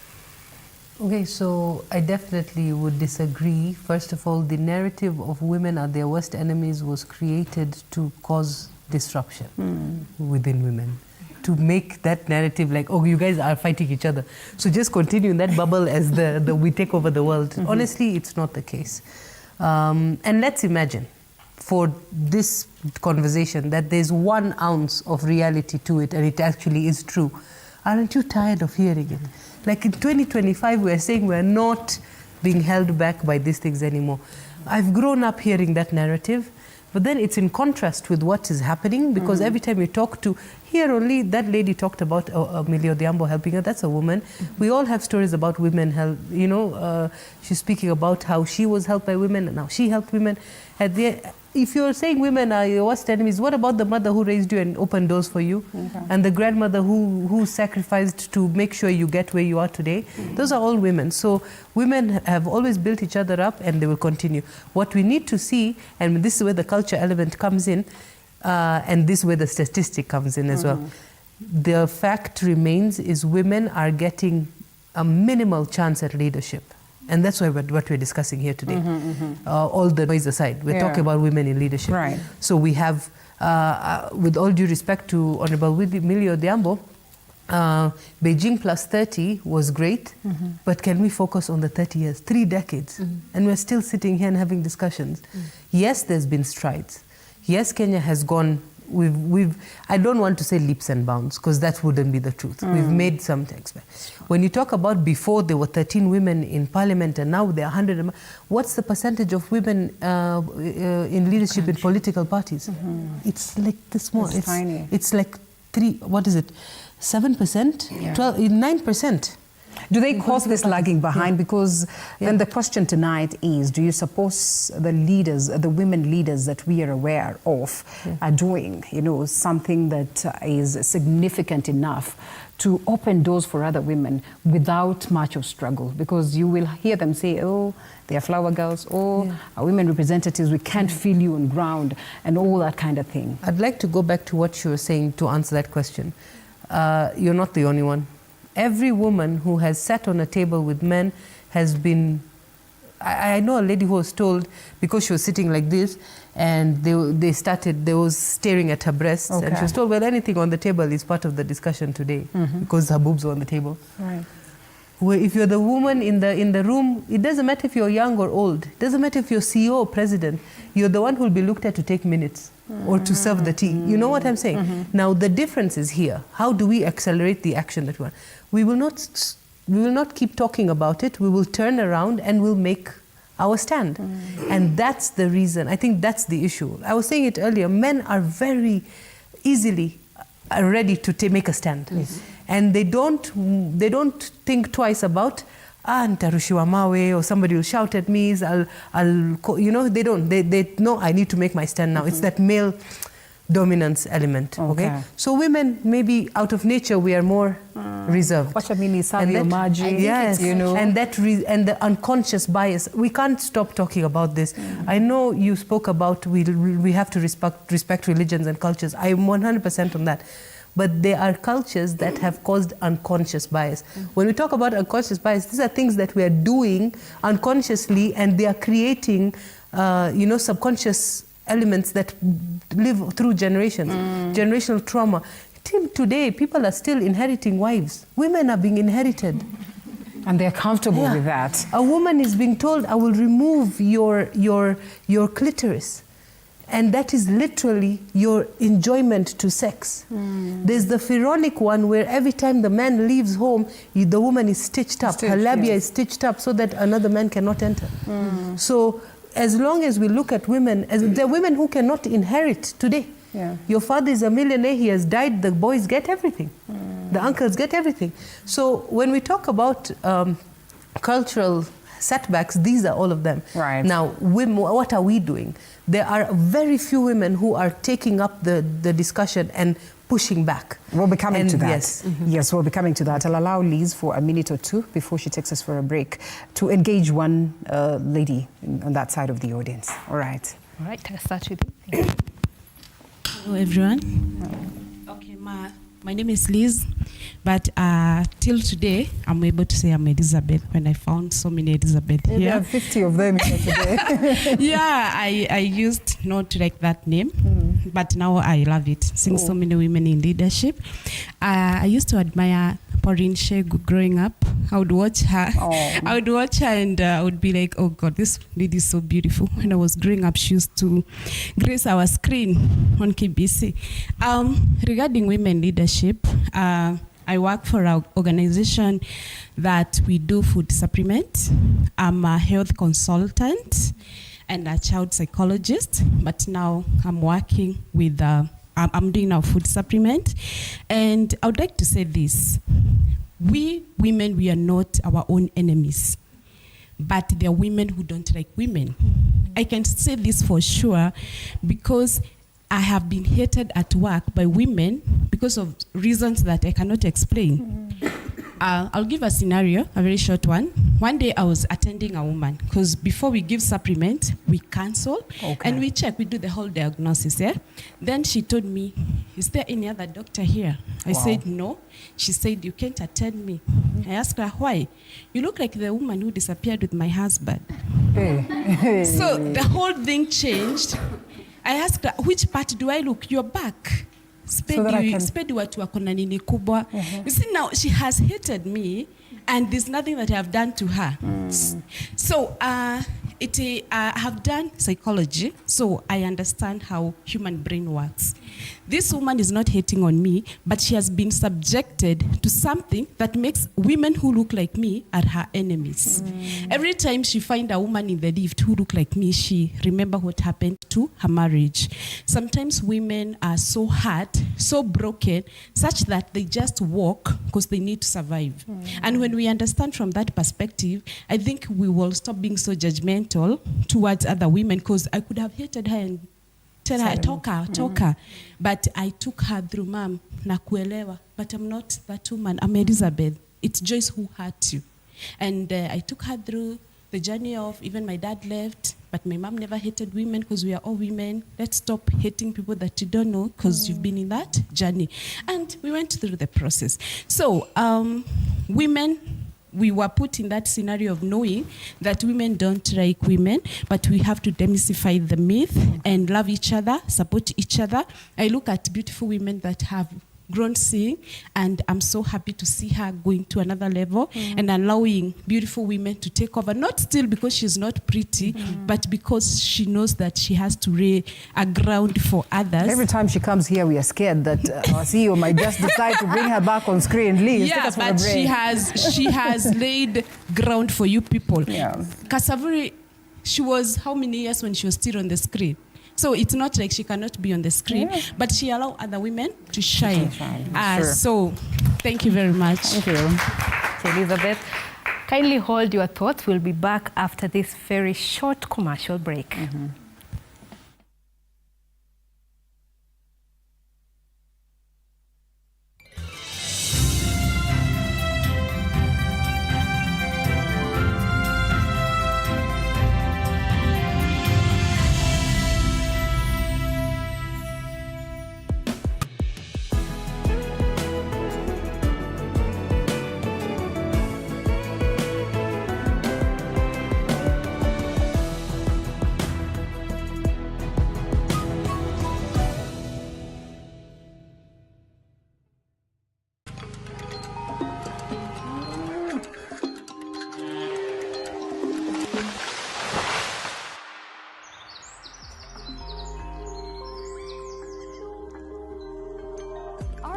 Is changing every day, and so should we, for the better. Each week, we tackle the big why, the question that should be on everyone's mind. Why isn't this fixed yet? Deforestation, global warming, and the adverse effects of climate change. The future isn't just something that we inherit, it's something that we create. Join us on The Green Fix as we tell the stories of those who refuse to give up.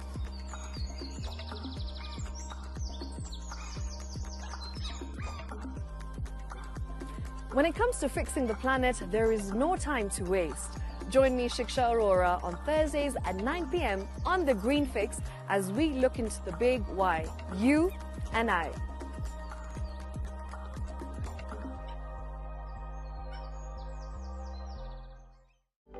For comprehensive information and education on your health, Body Garage is here. Don't allow anyone to pluck out your good tooth as long as it is strong and stable. Cancer doesn't start today and you get the symptoms tomorrow. By the time you pick it or the time it is manifesting in you, probably will be there about 5 to 10 years. The eye is the window to the rest of the body. Don't forget to stay hydrated. And of course, you at home, do take your water. So the ultimate test is actually you check your urine. Your urine should be clear. Clear like the water? Yes. Should be able to see the other side of the urine. If your urine is colored or has changed color, you cannot see the other side, then you have not taken enough water. Don't forget regular health checkups. Early detection saves lives. I want the message be, we can prevent cervical cancer. We prevent cervical cancer in several ways. You have young girls and even somebody who's above that age, you can pay at least every 3 years. Somebody should have a pap smear done. If you are 40, 45, 50, going upward, once a year, please go see a doctor. Yeah, it's just for normal routine maintenance.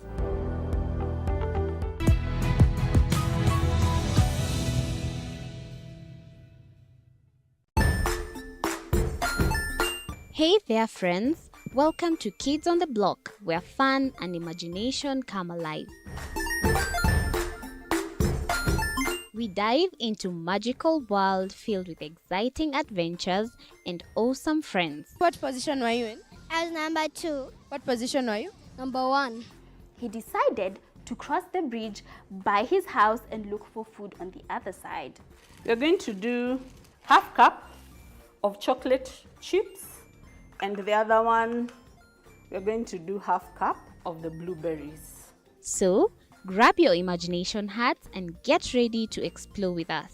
Join us every Saturday at 9 a.m. for new friends, amazing stories, and tons of laughter.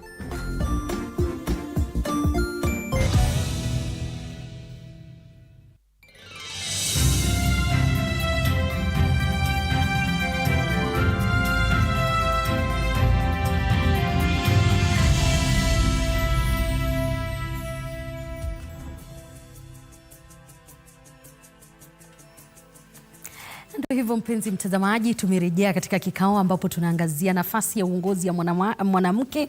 Kumbuka ni siku chache tu baada ya kusherehekea siku ya wanawake duniani, tukiangazia baadhi ya yale ambayo tumepitia na yale ambayo tumeafikia kufikia wakati huu na pale ambapo tunahitajika. Kumbuka pia nilikuwa nimeelezea kwamba katika ahadi yake Rais William Ruto ni kwamba tungepata ama wanawake humu nchini, nazungumza hili nikijua pia mimi ni kiongozi wa leo na kesho, walikuwa wameahidi kwamba nafasi hizi za wanawake zitakuwa ni 50% 50 kwa 50 katika nafasi za, na sio uongozi huo, pia uongozi katika jamii, uongozi katika nafasi za kampuni binafsi kama jinsi tulivyo katika runinga hii ya TV47 miongoni mwa mengine. Na hili linajiri wakati ambapo pia kuna maswali kuhusiana na utekelezwaji wa theluthi mbili katika kampuni zenyewe na nafasi ambazo tunafanyia kazi endapo hili limeafikiwa. Linda Alela, sijui kama tumepiga hatua katika 2/3 gender rule, na ni kipi ambacho kufikia wakati huu kinatuzuia wanawake kuwa kwenye meza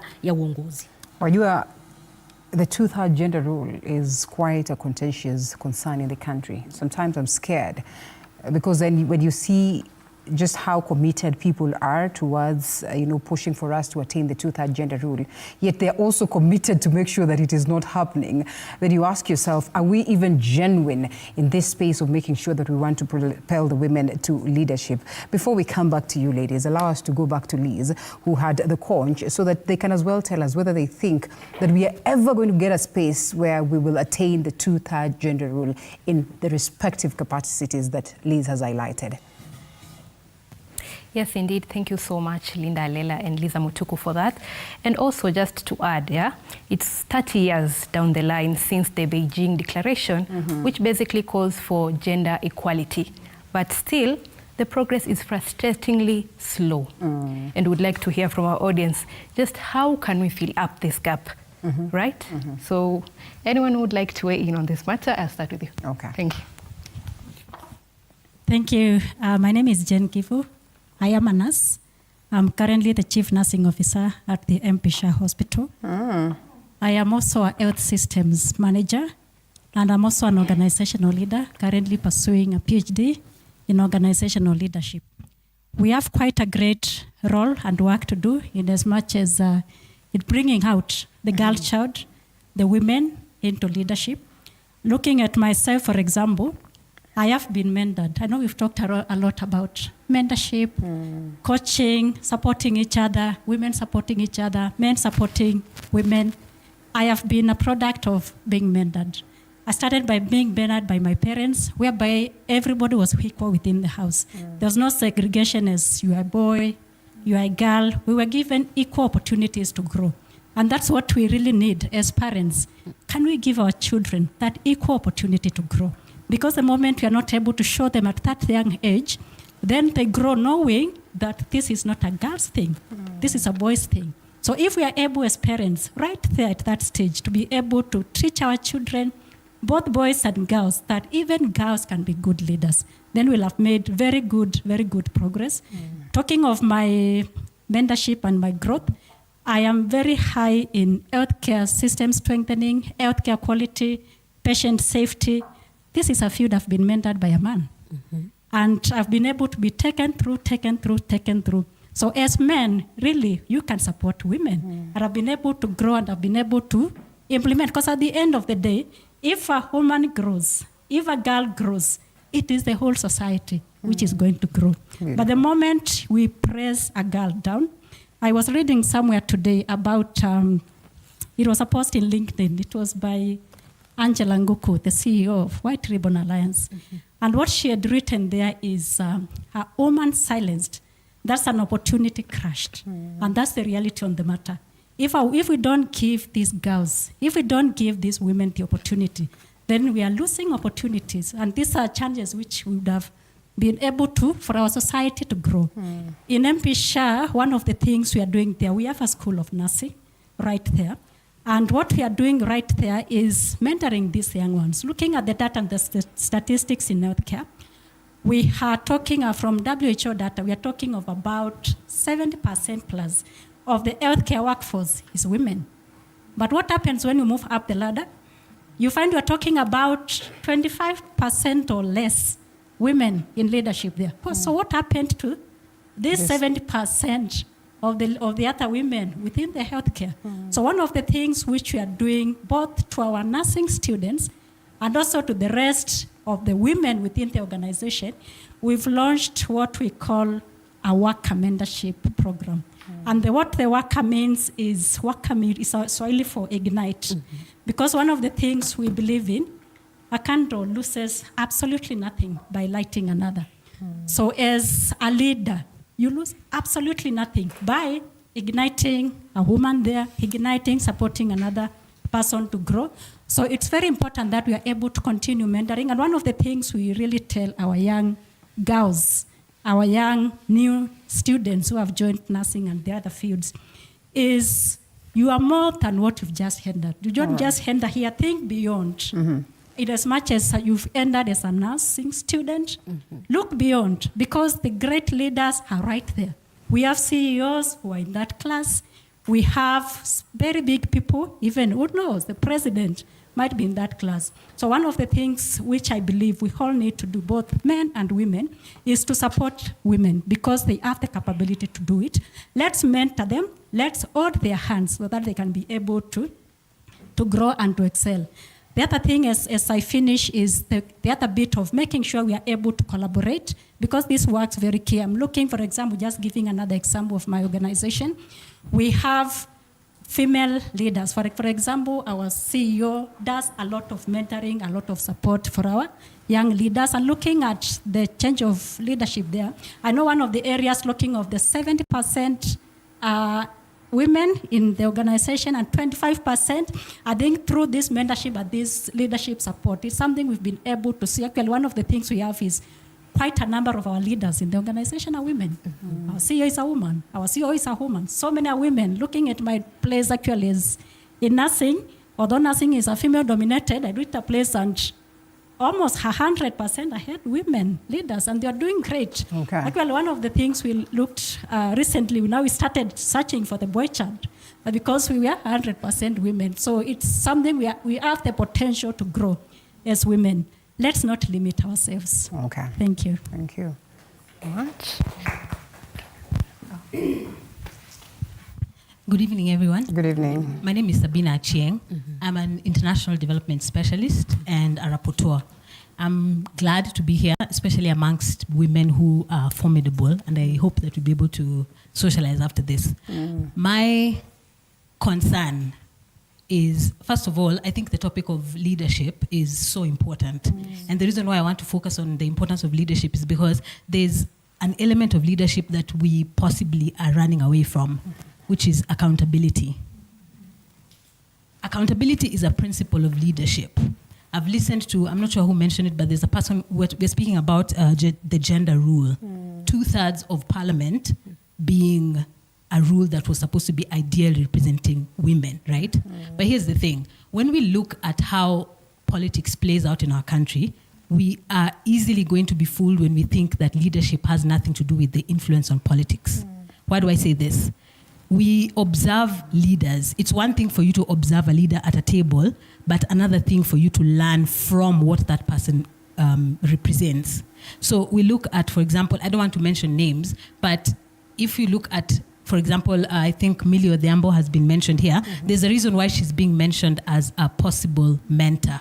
Why? Because she embodies a certain manner in which she carries herself. There's a particular grace, maybe a way that she articulates herself, and most importantly, is represented in society. This is important because perception, believe it or not, carries such value when you're trying to influence a society. I want to insist on this because when we have a leader who is female, femininity is such a powerful part of the woman. It is the essence of who you are. It carries more than just you being a biological body. You represent kindness, you represent nurturing, and you represent expansion, which means that there's a lot of young girls, a lot of young ladies who are looking and essentially can easily copy that behavior purely on the basis of what the person is representing. This is why we talk about women like Millie Odhiambo. On the contrary, we also have women who are in leadership positions and they do not represent the ideal, which is what we are trying to push as a society. It makes no sense, I think, that we have 65% of government, but we are being represented by women who do not embody particular ideals, where we are trying to bring young daughters, and some of us who've got nieces, and we're trying to show them that this is the path. And so I think that part of devising strategies, actionable steps, has to focus on combining leadership and accountability. Why? Because politics is personal. But the personal is also political. We want to change our society. Let us focus on creating and reproducing women who can idealize that society. Do you suppose we have done that? I am presently doing it. Okay, Hopefully. beautiful. That was a very wise way of getting us to respond to that. Okay, maybe we can hear from another audience. Thank you so much. Hi, good afternoon, everyone. Good evening. Good evening. Oh, good evening. Sorry. So my name is Veronica Muse. I'm a law student at Mount Kenya University, Parklands. And I'm going to talk about two issues, which I thank God that there are women here who are going to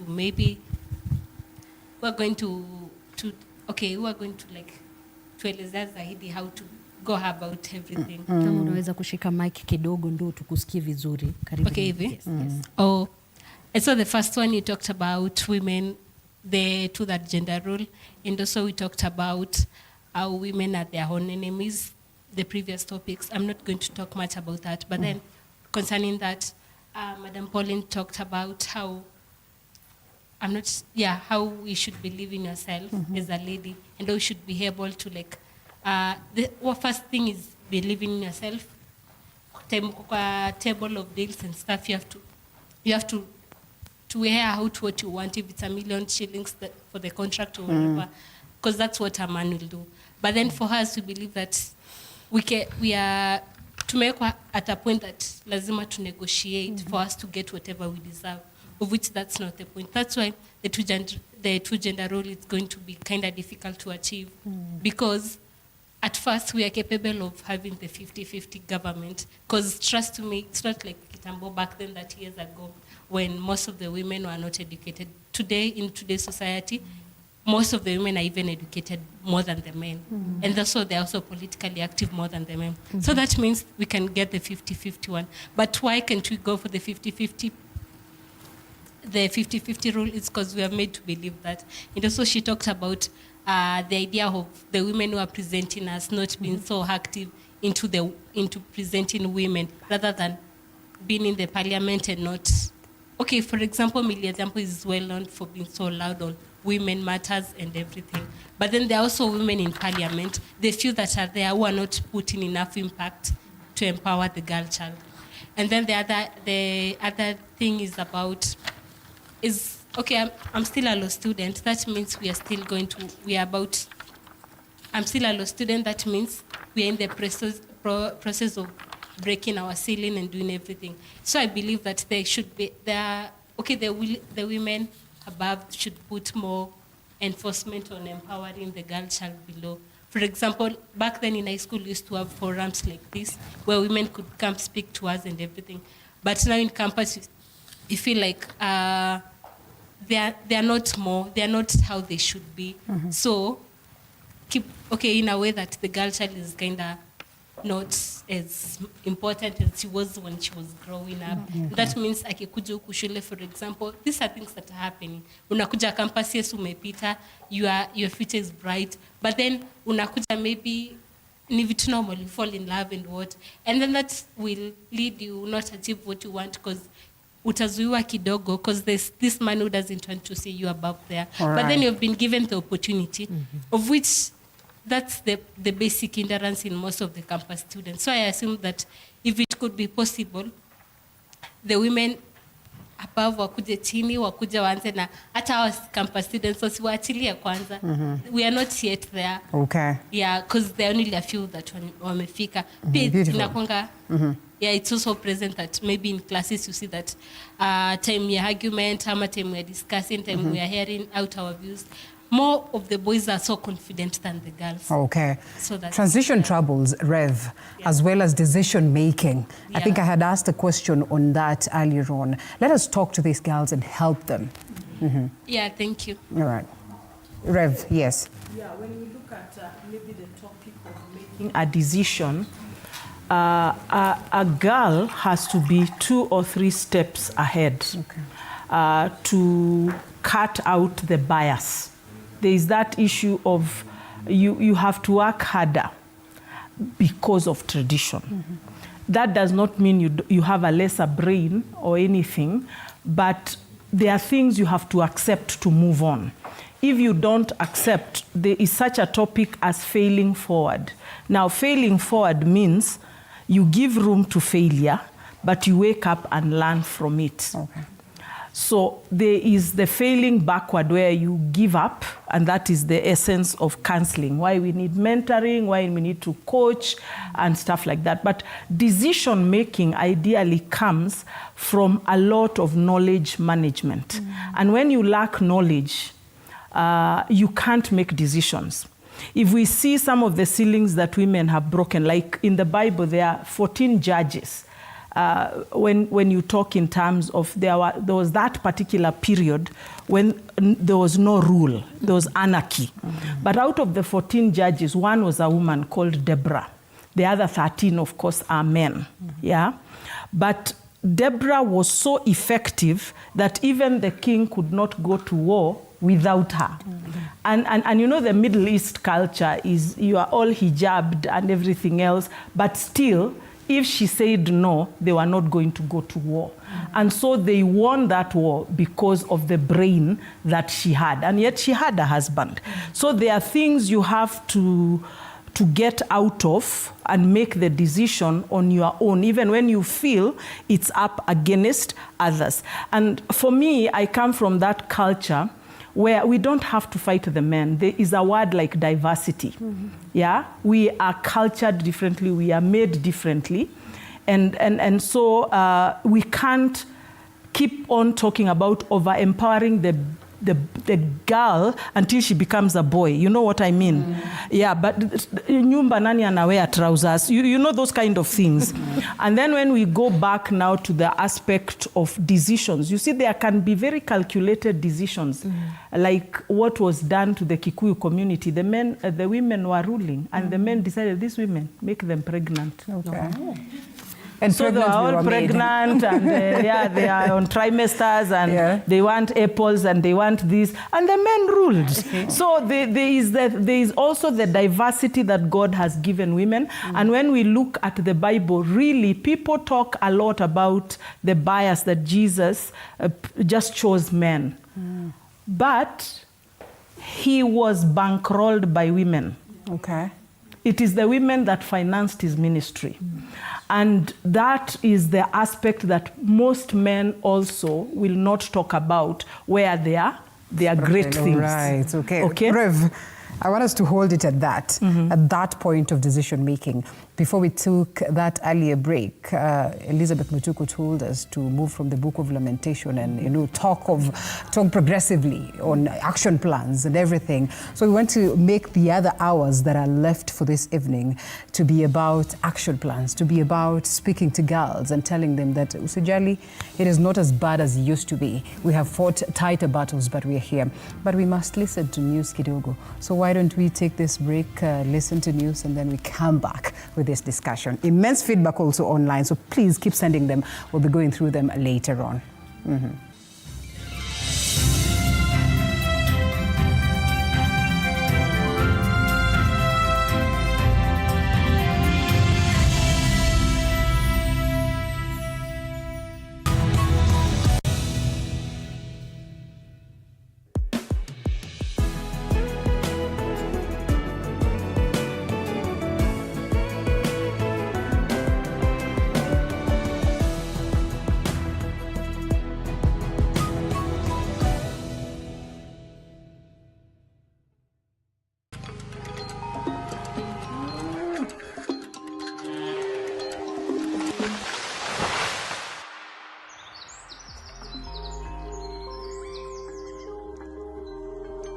Our world is changing every day, and so should we, for the better. Each week, we tackle the big why, the question that should be on everyone's minds. Why isn't this fixed yet?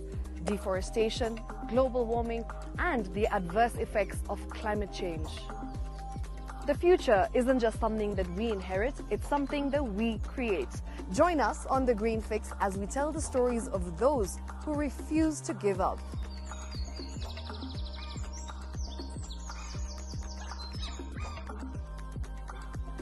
When it comes to fixing the planet, there is no time to waste. Join me, Shiksha Arora, on Thursdays at 9 p.m. on The Green Fix as we look into the big why, you and I.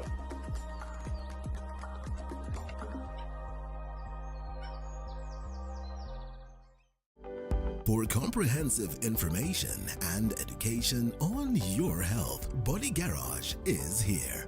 Don't allow anyone to pluck out your good tooth, as long as it is strong and stable. Cancer doesn't start today and you get the symptoms tomorrow. By the time you pick it or the time it is manifesting in you, probably will be there about 5 to 10 years. The eye is the window to the rest of the body. Don't forget to stay hydrated. And of course, you at home, do take your water. So the ultimate test is actually you check your urine. Your urine should be clear. Clear like the water. Yes. Should be able to see the other side of the urine. If your urine is colored or has changed color, you cannot see the other side, then you have not taken enough water. Don't forget regular health checkups. Early detection saves lives. I want the message be, we can prevent cervical cancer. We prevent cervical cancer in several ways. You have young girls and even somebody who's above that age, you can pay at least every 3 years. Somebody should have a pap smear done. If you are 40, 45, 50, going upwards, once a year, please go see a doctor. Yeah, it's just for normal routine maintenance.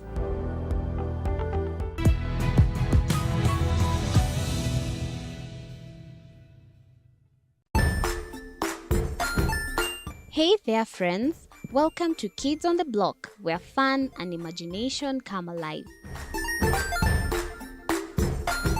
We dive into magical world filled with exciting adventures and awesome friends. What position were you in? I was number 2. What position were you? Number 1.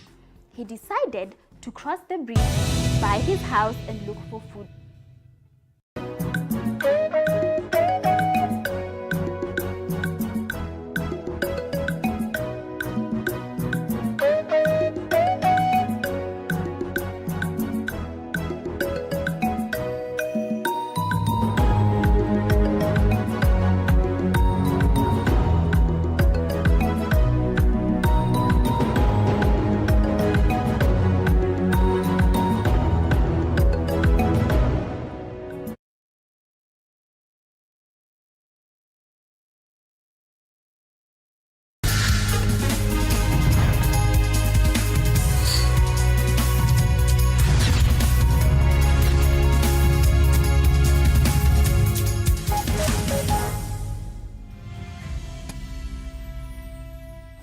And it's time for the Daily Report. Here are the highlights.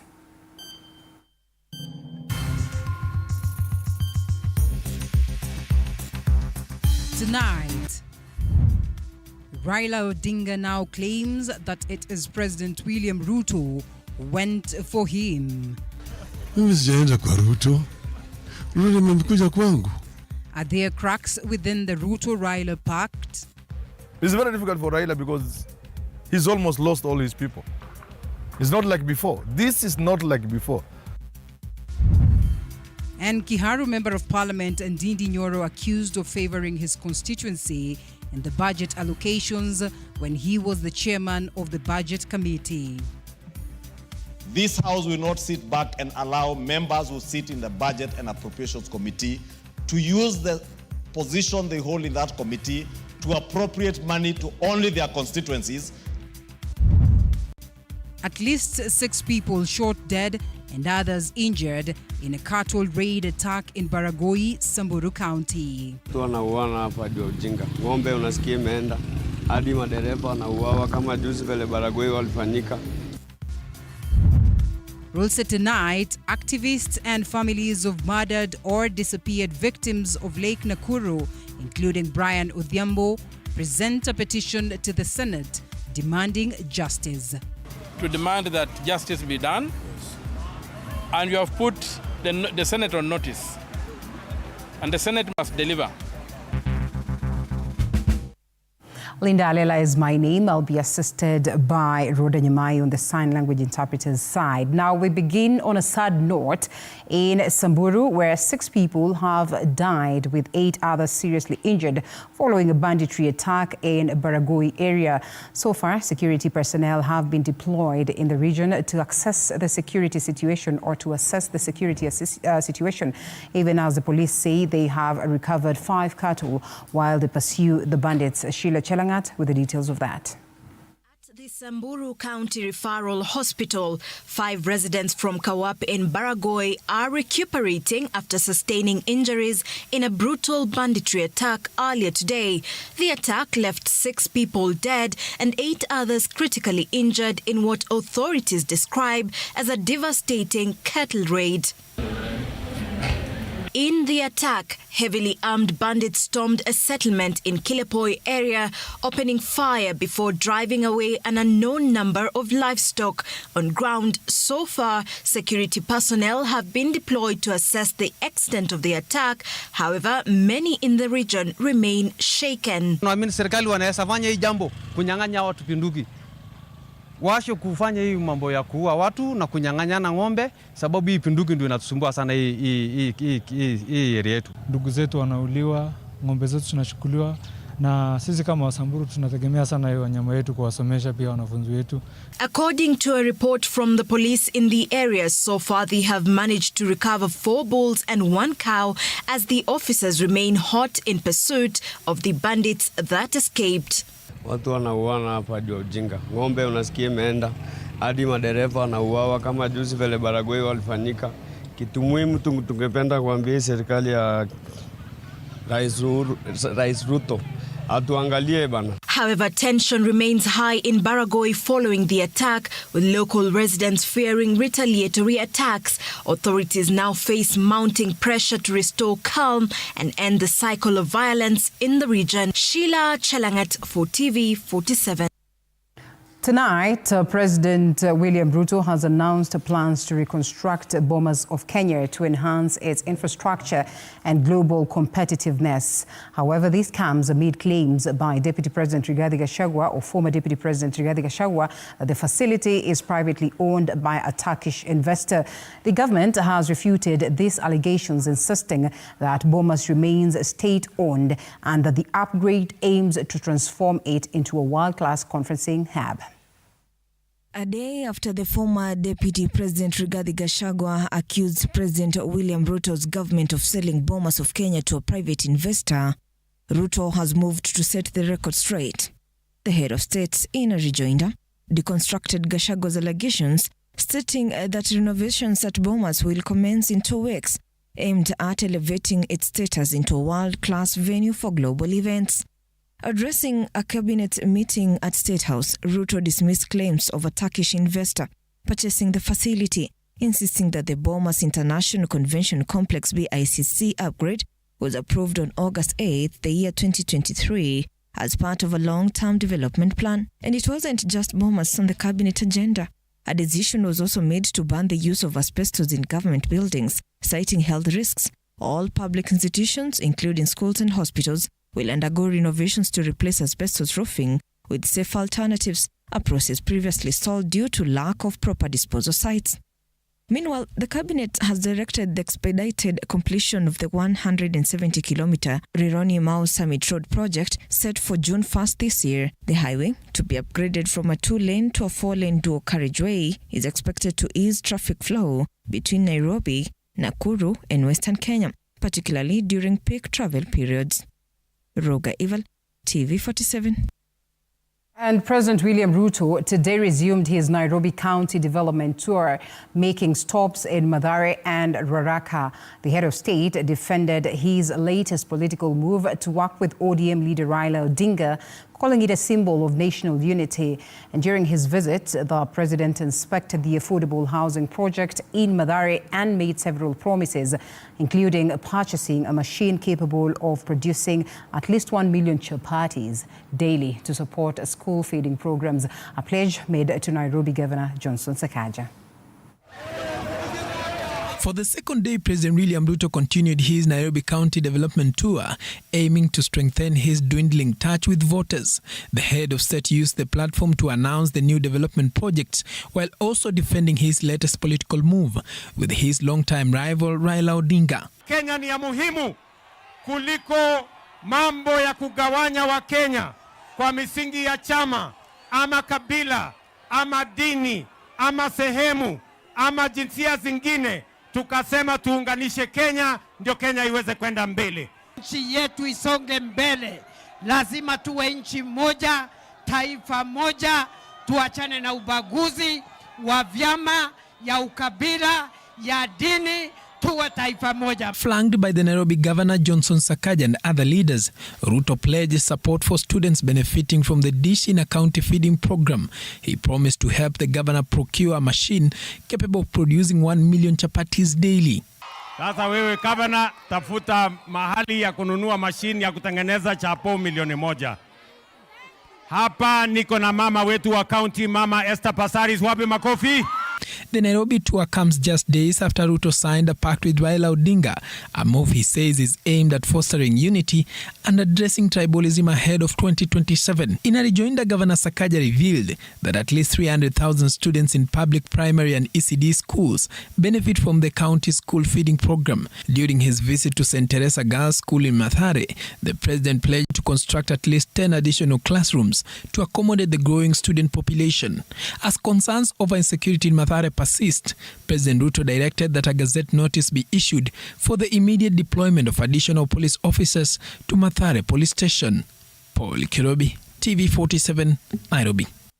Thank you, Paul, for that. National Assembly Majority Leader Kimani Ichung'wah and his minority counterpart Junet Mohammed now claim that Kiharu Member of Parliament Ndindi Nyoro has been allocating more money to his Kiharu constituency development funds than other constituencies.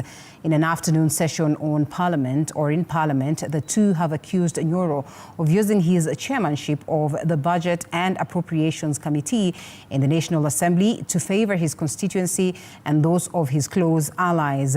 Nyoro has in the past been termed as the most performing member of parliament, where several members of parliament went to his constituency for benchmarking. He is set to be kicked out as the chairman of the committee when elections are held tomorrow. Let me be on record, it will not be business as usual. This House will not sit back and allow members who sit in the Budget and Appropriations Committee to use the position they hold in that committee to appropriate money to only their constituencies at the expense of other Kenyans. Because all these 349 members come here to represent people. They come here to seek and lobby for resources to go back to their people. That is why the people of Vihiga are crying today. It is sad that you would find in a county that was to benefit from public participation, a national polytechnic in a county that was slated to benefit for public participation, getting a meager 10 million shillings. But Mr. Speaker, what has been happening the last 2 years in the Budget and Appropriation Committee of this House, Mr. Speaker, borders criminality.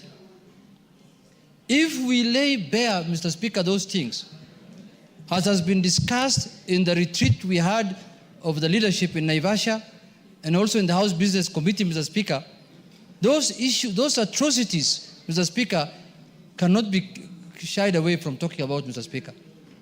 Mr. Speaker, how on earth can one county have an allocation, budget allocation of 12 billion shillings and a whole region has 60 million shillings, Mr. Speaker? What kind of country are we living in? Sir, cracks have emerged in President William Ruto's cooperation pact with ODM party leader Raila Odinga after a section of Odinga's allies and support base gave it a cold shoulder after Friday's signing at the KICC here in Nairobi. Now, telltale signs of divisions on Friday's handshake began this Sunday after Raila was heckled in Kisii County while a section of his allies skipped Ruto's Nairobi tour this week. And as Apollo Kamau now reports, Odinga's foot soldiers in his party ODM are also divided. Hand applause to the two party leaders.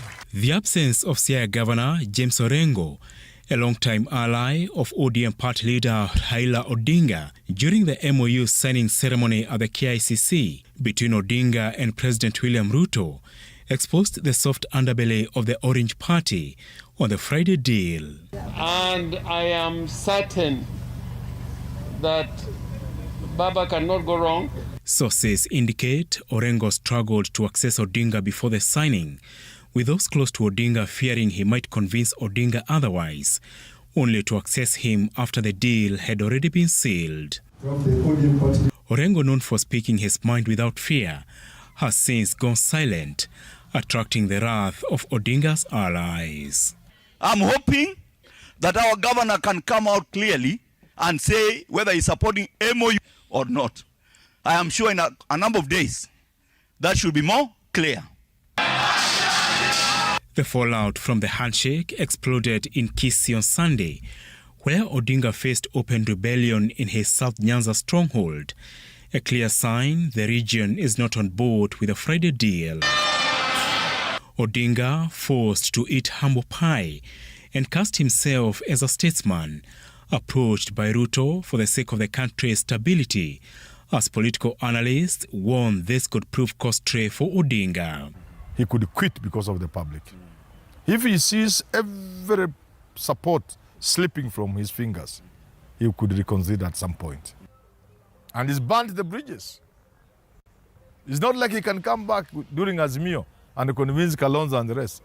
In fact, among those people, Kalonzo included, if they ever went back to work with Raila, they will come out looking extremely bad. Since a Friday deal, President Ruto has hit the ground running to rally Kenyans behind the deal, starting off with this week's tour in Nairobi, where Odinga's ODM troops, led by President Ruto's fiercest critic, Nairobi Senator and ODM Secretary General Edwin Sifuna, gubernatorial hopefuls, MPs Babu Owino and Timothy Wanyonyi, skipping the tour.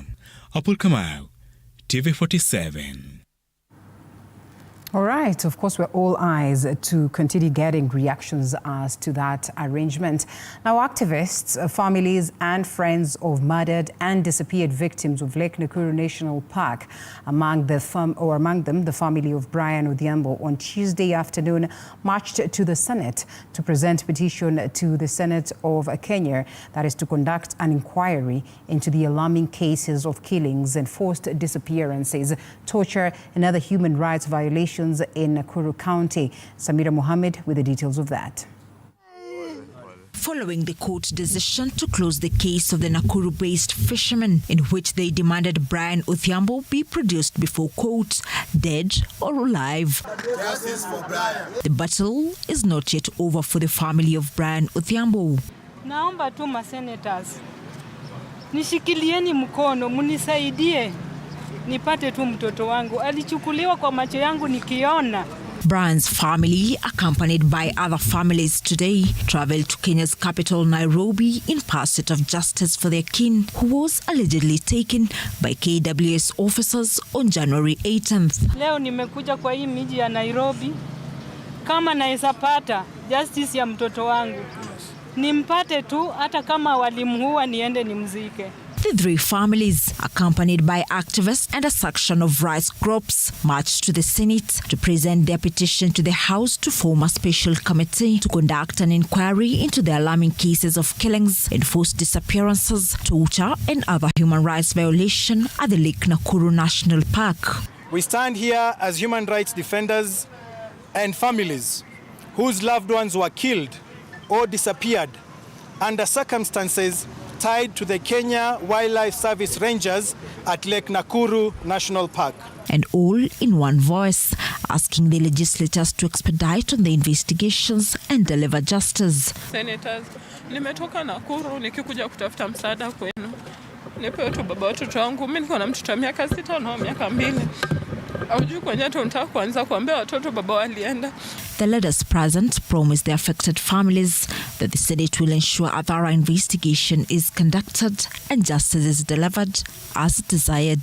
Tutawapa pole wale ambao wamepoteza wapendwa wao kwa hali tatanishi kama hizi, lakini tutawahakikishia kwamba bunge la Senate litavalia njuga hizi petition na kuhakikisha kwamba haki inapatikana.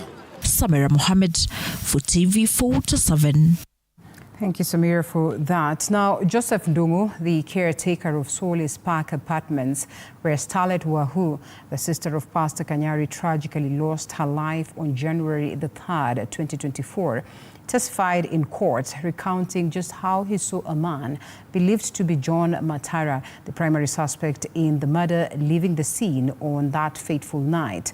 The man was wrapped in a blood-stained white towel, and according to the caretaker, he was sitting on the veranda when he noticed the man leaving the apartment with a towel around his neck covered in blood. John Matara, the accused, has been charged with the murder of Wahu Mwangi, also known as Starlet Wahu, a popular figure in the entertainment industry. Her body was found at an apartment in South B area of Nairobi.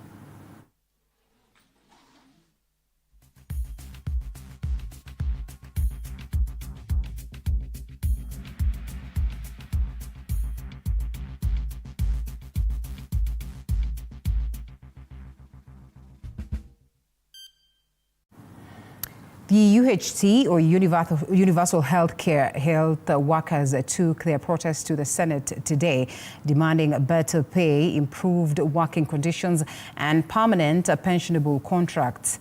They were received by Kakamega Senator Boni Khalwale and Marsabit Senator Chuta Mohammed, who listened to their grievances.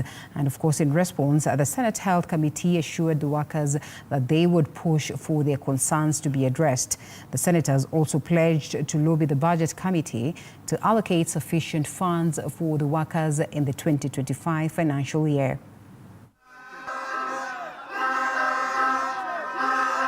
Public Service Commission imeandika barua ikasema kuendelea kuwaweka katika hizi kandarasi ni kinyume na sheria. Serikali yenyewe imesema hivyo. Tunashangaa saa hizi wanahitaji tu bilioni 2 kuwaweka kwa permanent pensionable kuanzia hii mwezi ya April. Mlileta petition hapa na hiyo petition hatutaki ikae zaidi ya wiki moja.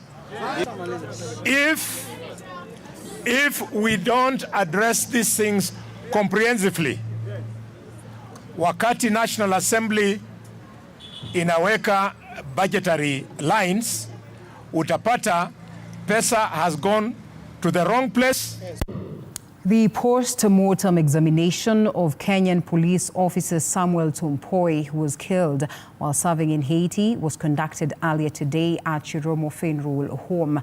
The autopsy revealed that Tompoi succumbed to a single gunshot wound, that is, to the head. He was part of the United Nations-backed multinational security support mission in Haiti when he was fatally shot.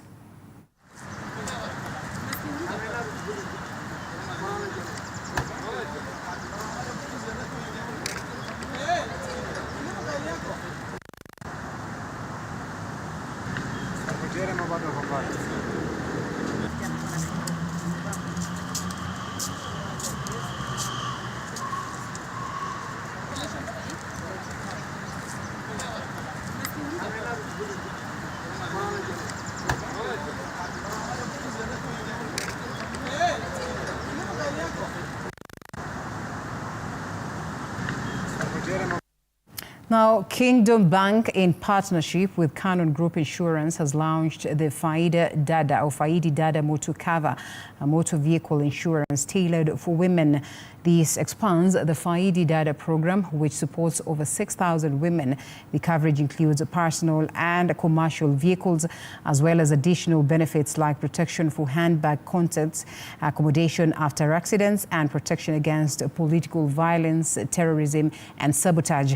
Kingdom Bank's Managing Director, Anthony Mboro, highlighted the cover as a tool to empower women, while Canon Group's Tumwet emphasized the partnership's aim to boost women's confidence and security on the road. Nandays to the WRC.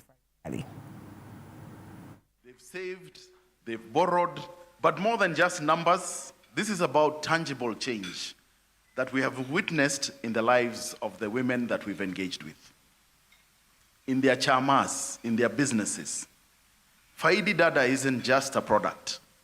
It's a powerful tool for women to build, grow, and thrive. The cover also has a life protection element to ensure our clients always have peace of mind. They've saved, they've borrowed, but more than just numbers, this is about tangible. Ride-hailing app Uber has ventured into package marketing for repeat customers who apply the same routes often. Uber East Africa CEO Imran Manjinao says that the market continues to saturate. Consumer needs also evolve, and creating extra service provisions through subscriptions carves out a niche for a business. It spans across both business lines, and for example, as someone who has seen the effect of this in other markets like South Africa, which I'm currently overseeing, there is so much value for consumers feeling like they can come to one place, be able to get whether that's rides, groceries, or delivery of food, right? You're just looking for convenience at the end of the day. Our brand new membership program that gives consumers the best of Uber, whether it's rides, delivery, or grocery. Members of the Uber One program get exclusive savings and privileges across the Uber Rides and the Uber Eats app.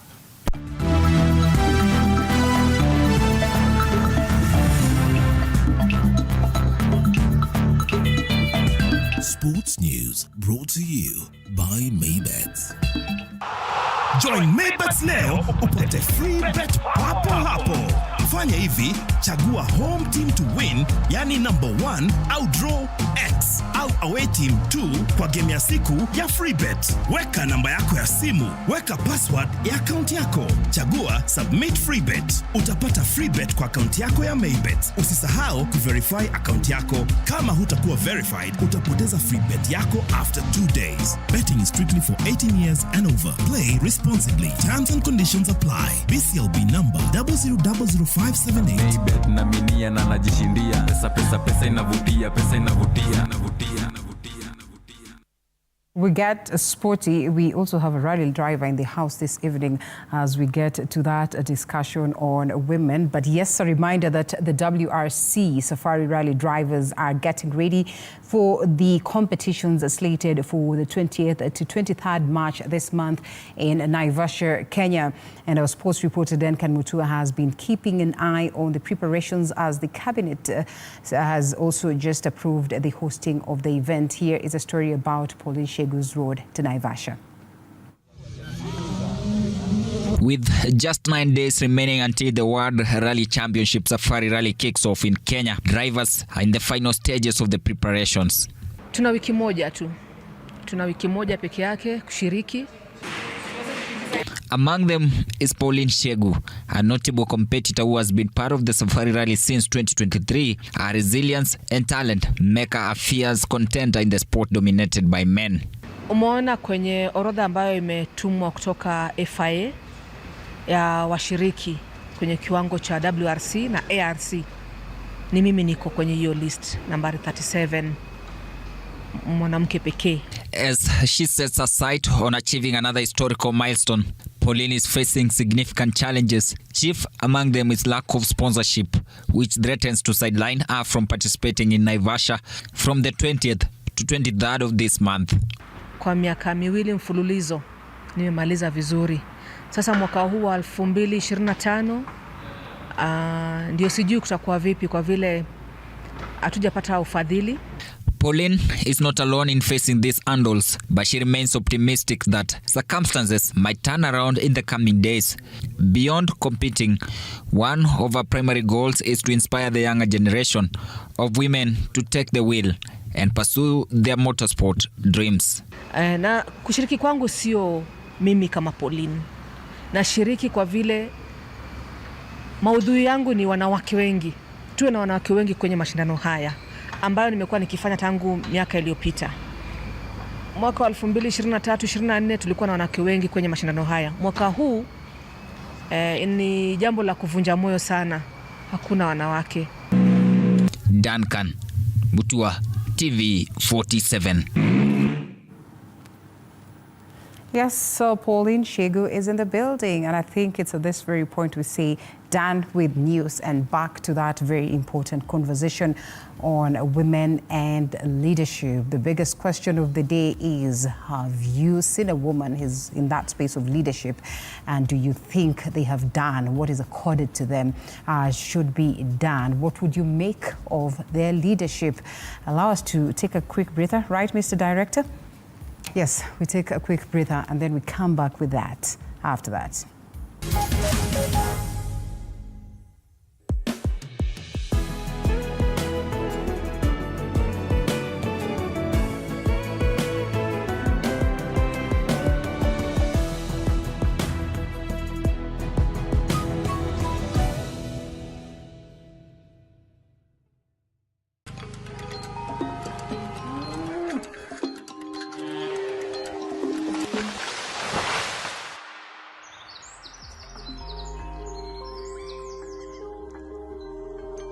Our world is changing every day, and so should we, for the better. Each week, we tackle the big why, the question that should be on everyone's minds. Why isn't this fixed yet? Deforestation, global warming, and the adverse effects of climate change. The future isn't just something that we inherit, it's something that we create. Join us on The Green Fix as we tell the stories of those who refuse to give up.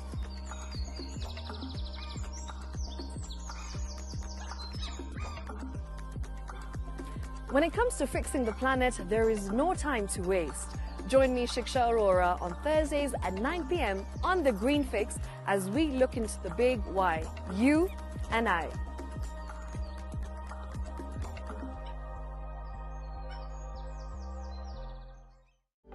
For comprehensive information and education on your health, Body Garage is here. Don't allow anyone to pluck out your good tooth as long as it is strong and stable. Cancer doesn't start today and you get the symptoms tomorrow. By the time you pick it or the time it is manifesting in you, probably will be there about 5 to 10 years. The eye is the window to the rest of the body. Don't forget to stay hydrated. And of course, you at home do take your water. So the ultimate test is actually you check your urine. Your urine should be clear. Clear like the water? Yes. Should be able to see the other side of the urine. If your urine is colored or has changed color, you cannot see the other side, then you have not taken enough water. Don't forget regular health checkups. Early detection saves lives. I want the message be, we can prevent cervical cancer. We prevent cervical cancer in several ways. You have young girls and even somebody who's above that age, you can pay at least every 3 years. Somebody should have a pap smear done. If you are 40, 45, 50, going upwards, once a year, please go see a doctor. Yeah, it's just for normal routine maintenance.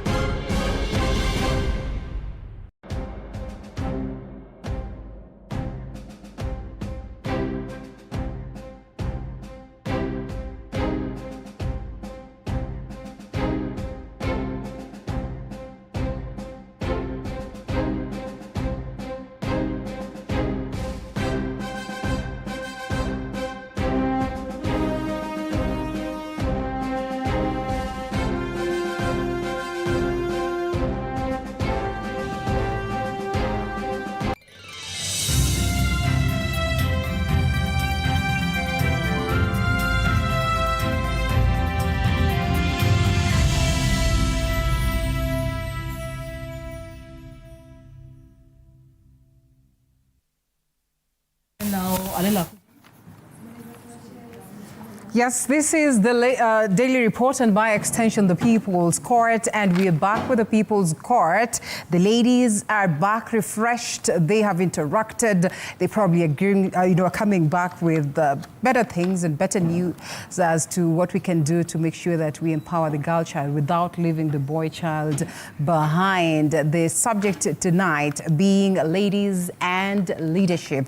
I mean, just what do you think they have done in terms of making sure that they remind us that indeed we deserve these leadership positions? When you're looking at the stats, which we say numbers don't lie, we continue to lag behind. But the beauty of it all is that we are up to task and we are here. We're saying that, guess what? We're going to take these positions for ourselves if you're going to decide as society that you do not want to give them to us. So Karibu Sana, of course, as always, we have our guests on that other side and we also have the ladies on this other side. We keep saying that there's no side that is lesser. So asione kuna wengine wako juu wafikirie kwamba tuna demean them. That is not the thing here. It's just that we all cannot fit on this end, neither can we all fit on this end. So as we get to this conversation, I think we have some bites and some basically, of course, clips that we took earlier on that speak to this subject. So we'll listen into them as we come back to the ladies.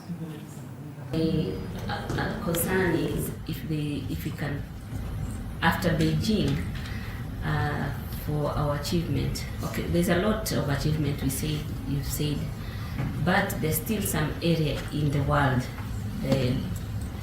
part of Kenya, including. We talk about innovation, but there's still some part in Kenya where you don't have even network. We talk of economic empowerment, but mobile money, but there's some area, very few areas where if we continue talking like this, we leave them behind. So is there a way, if we can do mapping, the whole world, including Kenya, to these parts, to give them affirmative within affirmative? Like there's a lot going on in Kenya, but there's some part they've not, we have left them behind. My question is on femicide. We've experienced killing of girls, especially in Kenya, for the last 2.5 years or thereabout.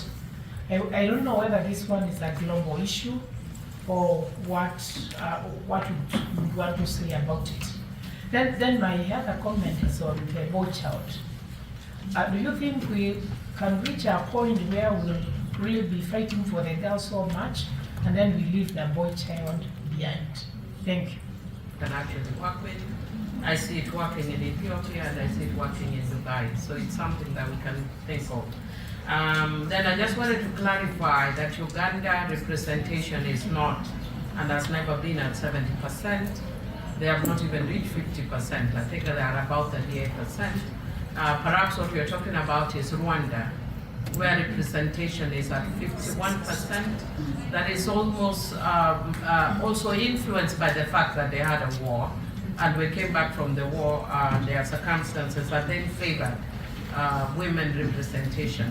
And it has done very well. So it's not an issue of replacing men with women, but an issue of equality. And then I want to agree with my sister, Captain Ruida, because she comes from a constituency which is very similar with mine. And that's why I was actually saying that I'm impressed that one of my islands, actually I saw mobile phones because it has been without network. So yes, when we are moving on, we must make sure we move on. Kenya is moving at a very high speed, but even within that good, within a good story, there are areas that may be left behind, so we need to be very careful that we carry everybody behind. Finally, let me just comment on the issue on sexual and reproductive health rights. And I don't want to wade into the moral debate about whether abortion is right or abortion is wrong, because that's actually what we're here. And I just want to request the person who put that question that I want to give you an example. When I was in my constituency about a year ago, and this happens very frequently, when I meet the public, because the healthcare system is not at its best because of lack of resources. So people will ask you as a member of parliament to come in and help with your personal money. And sometimes I give like $20 or I give at most $50. to help augment. And they'll be thankful as they move on. And people may not like it, but it's our reality. That because we don't have as much resources to help. Yes, UNCW 69 were ladies representing us ably, that is in New York, speaking to the concerns of the women. And some ladies, while this report was being worked on or perhaps was being launched, the report that now we present there as a country, of course, presented by the PS State Department for Gender, some ladies asked a very pertinent question as to whether we have localized the reports that we present, you know, in this global stage.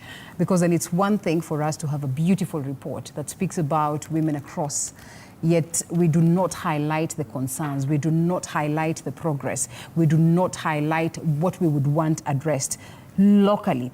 Just how local can this female problem, and especially on leadership, be? You know, and I come back to the ladies here.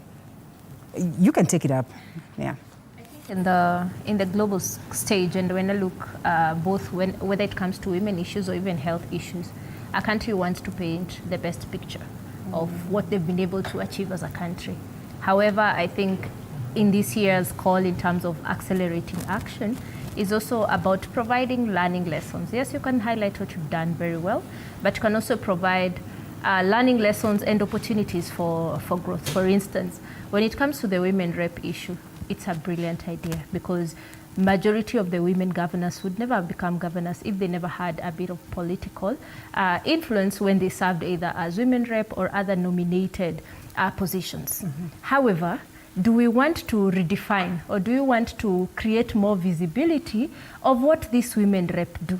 Because some of their roles sort of seem like they're being done by either MCAs or any other MPs. Do we want to create visibility and create a narrative of what really does a women rep do when it comes to the amount that is given to them, when it comes to the projects that are allocated to the women, when it comes to the accountability? What are we holding them accountable to? Not similar to other MPs, so that their work is not lost in between other members of parliament, and we're starting to say they are flower girls, we're starting to say they do not work. So for me, I think at a global stage is to provide, highlight what you've done, but also highlight lessons learned so that you can even secure more support to get to the best level. All right, beautiful. I think it's only fair that we also listen to what the people are saying back at home. We have some feedback here. Nelly Thuo from Mombasa says, good evening, Linda. We appreciate the conversation this evening, waiting for those ladies to give us women a push for us to go for our dreams. Wanawake hoye. Wanawake hoye. Alafu there is someone else here who says, let us see, yes, JJ says, what about those leaders that have been given an opportunity yet they have proved to be incompetent and have shown that women are probably not capable when they are accorded these positions of power? What do we do to them? Valid concern raised there. Najua mnataka kusema hakuna kitu kama hiyo, lakini tuseme tu ukweli, yeah? And then Rael Nzulu says, I encourage women empowerment. That's my #1 role in order to avoid gender discrimination, especially when it comes to marriage. And this evening we are here, we're in the business of empowerment. We carried a story, the only sports story today, you had better clap for TV47, was about Pauline Shegu and her preparation for the rally that is just around the corner. And therefore, yes, we are in that business of making sure that women are empowered. Elizabeth, take it over. And this is where bado ninauliza, do we really feel the impact ya wanawake ambao wapo katika uongozi? Na tuanzie pale bungeni, na tunahitaji sheria zaidi kuhakikisha kwamba wanawake wanapata nafasi zile. Wakati ninazungumzia lile, wanawake hupata kiwango cha chini zaidi kilinganishwa na milioni 160 ambazo wanaume hupata katika NGCDF. Na hapo ndio najiuliza, manake wanawake wanafikia watu wengi zaidi. Tunahitaji sheria zaidi kuhakikisha kwamba wanawake wanapata mgao zaidi wakati wanakwenda katika nafasi za uongozi. Taanzia kwako. Okay, So I think that you said something, the comment from someone about the I saw you roles. reacting. And I'm going to tie it to what she's asking. I'll beg to differ with you on the issue of the women rep position. I don't feel it's necessary. I feel it's actually working against women.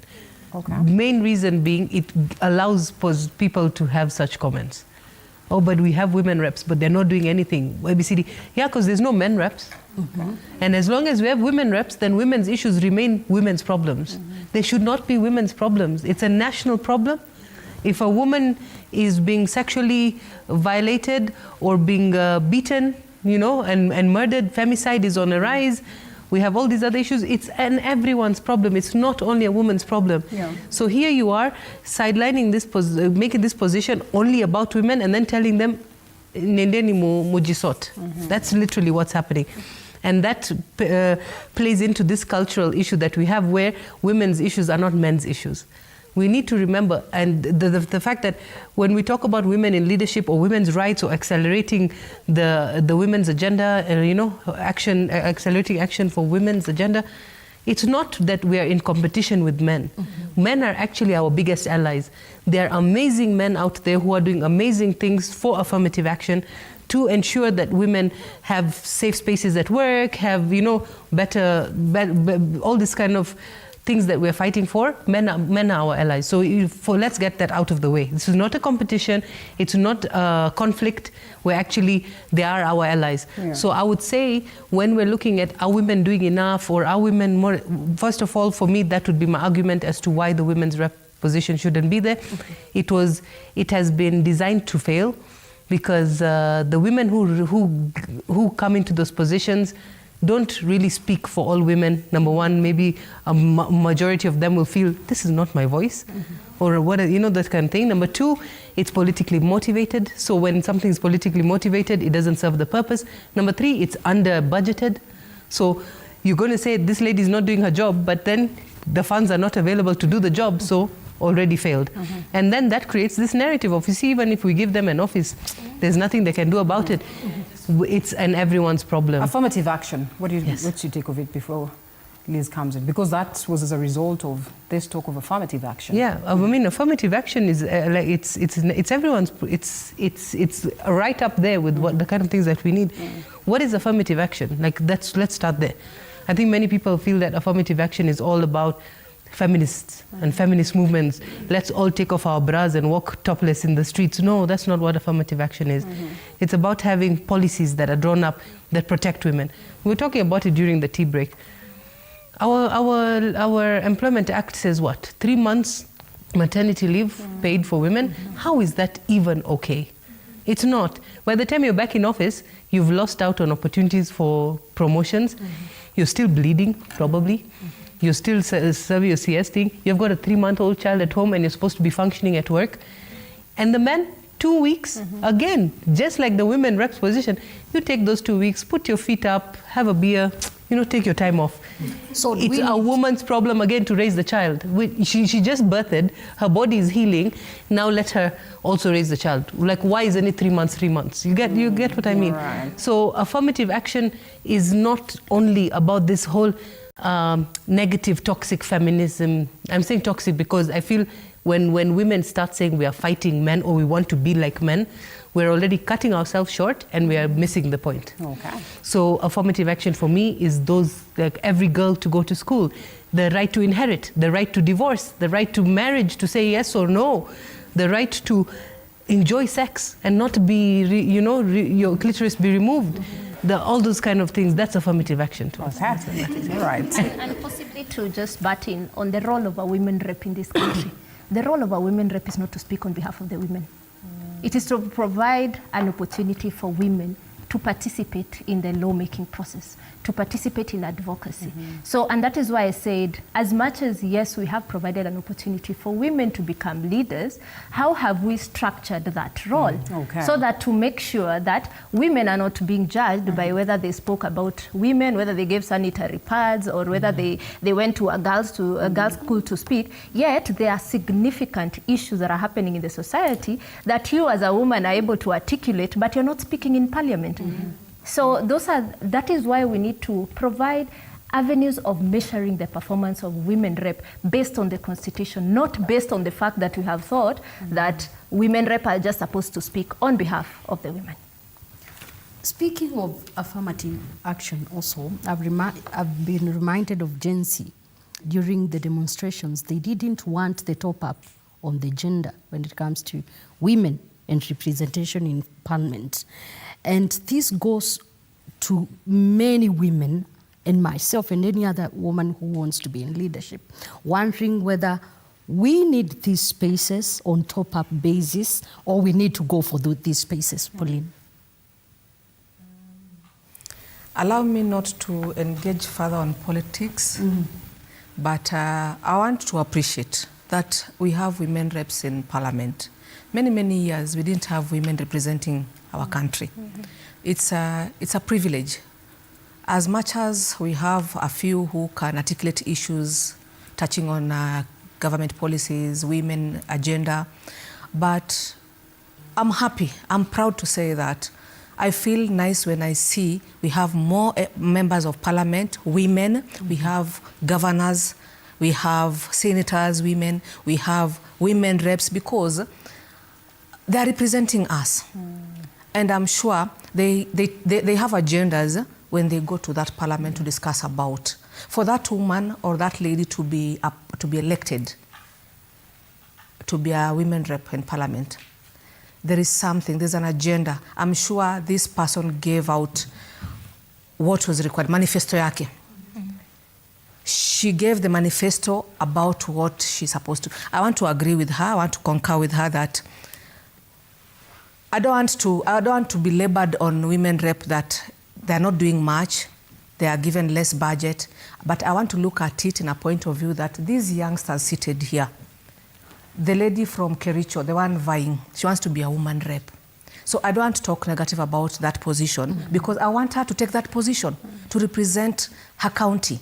These are the ones who want to be women reps. Next time we'll want to be a women rep. We want more women to be in that National Assembly and the Senate to represent the women's agenda and other national agendas. So I'm of the opinion that let's support more women to get into that house. Let them go there and put our voice on behalf. If we find that someone is not giving our voice, is not talking about women agenda, there is, you see, like the town hall we are doing, it's free. The country is free of calling those women. We sit with them and tell them, please go and represent our agenda. This is what we want from you. This is what we need. Because they are elected. They're representing us. There's nothing we can do about it. The more if we talk negative about them, we are giving men an opportunity to grab that position and to scrap it. And yet we want so many women to represent us. So for women, let us go for those positions. Yes. Liz, I would want to hear what Linda has to say about that. And it has to be in 30 seconds because now she's vying for a position that we are questioning this evening. But as well, Liz will get to engage the rest of the panelists. So it has to be 30 seconds. Linda, hiyo position yako unaonaje? At this rate. Let me tell you, Linda, the main reason why I want to run for the position is because I was once a product of hardness. And when I got the opportunity and got favor from God, then I decided that I was going to serve in the seat. I was going to vie so that I can help people. Because I've gone to many places and I've seen the way the people suffer. There are some people we can never reach out to. But for me, it's going to be very different. In your research, do you suppose that this position would allow you the chance to serve the people? We're talking about it being underfunded. We're talking about it being questioned. We're talking about legislation, oversight, and representation at the level of parliament. Just how much do you think you can do with it? Okay. As I said, if given this position, I feel like I can reach out to more people, like to the grassroots. For me, I like engaging with people. I don't care the way a person is, but for me, I focus more on what the people are saying. Because the Constitution, Article 1 says that the people have power. See, people have power. Yeah, that's why I want to be there, because I feel I fit to be there. Okay. All right, please. Well, thank you so much, Linda, for that. So now we are going to engage the audience once again. And I would also like our audience to talk about just how we can use our natural abilities as women to fill up the leadership position. I will start with her. So kindly start by introducing yourself and just weigh in. Thank you so much. My name is Grace Wangare Ohanga from the Multimedia University of Kenya.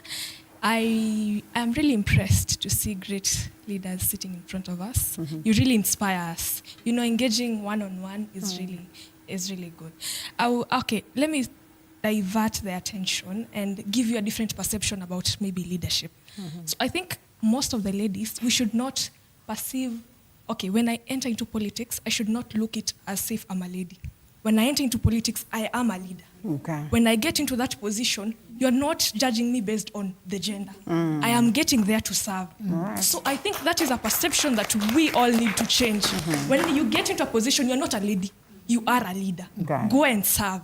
Serve the people of Kenya. As she has said, power belongs to the people. Serve the people of Kenya. Thank you so much. Okay, it's fine. Okay. Good evening. My name is Ruth Wamuhu. I'm a student leader from the Technical University of Kenya.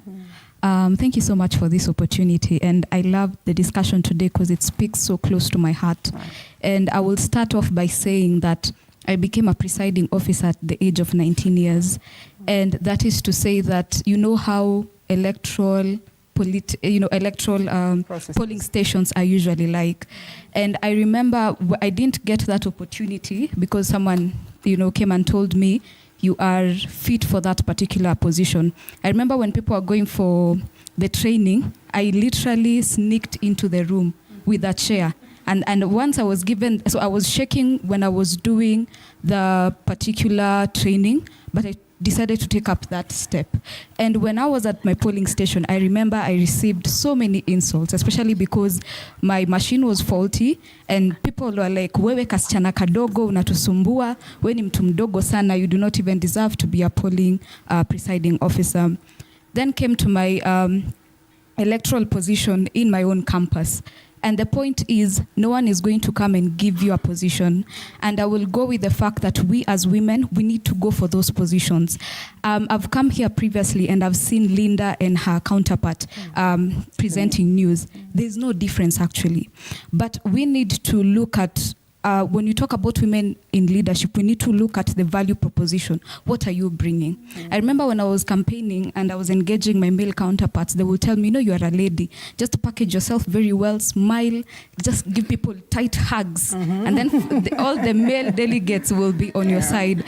And I will tell you, for me, I just sat down and I'm like, so you want to tell me I'll be hugging, because campaigning is from morning till evening. So don't tell me I'll be hugging people, you need to hug them tightly. It didn't sit well with me as a person. It's not like I don't like hugging, but it didn't sit well that I would use that as a strategy for me to win. So I will sit down with my male counterparts and I will give them my manifestos. I had four manifestos to give. And people entrusted me with that particular position. So what does this tell us as women? The challenge we have with the women rep position is that once women are elected into these elective positions, they get into the political arena. You have been put there that's an affirmative role that you have been given. So I would agree with forgotten her name, but I would agree with her when she says that sometimes the challenges that women reps get themselves into is once they get into these particular positions, we want them to speak about period leaves, for example. We need them to speak about increasing from 3 months to 12 months, for instance. We need them to speak about 2 weeks to maybe 3 months. But now, even when you're having the Gen Z protest, our speakers have rightly said, when you get to parliament, they are legislators. When you get to parliament, you're also part of the legislative process. Therefore, when these matters come to you, remember these are your children that were crying. But we had women who were arrogantly, sorry to say, addressing young people when we know very well they were taxing diapers, they were taxing sanitary towels. This is something that should speak to your heart, because if we have younger sisters or younger brothers here, I want to believe that each and every one of us got out of our houses after cooking for them. And it is your personal responsibility to know that today I have 10, so I need to maybe measure 2 cups or 3 cups of rice. What does that tell you? When women come onto the leadership table, they do not bring leadership, they bring commitment, they bring empathy.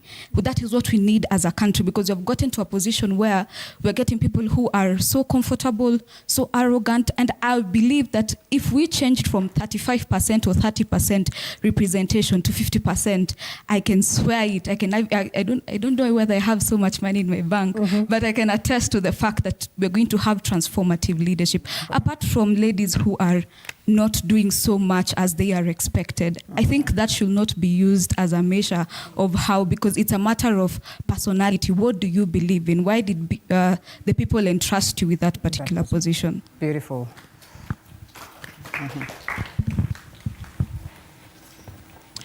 Good evening. Good evening. My name is Jane Dongo. I was a youth mentor at USAID, Tumikia Mtoto, though it is freezed because of the funding.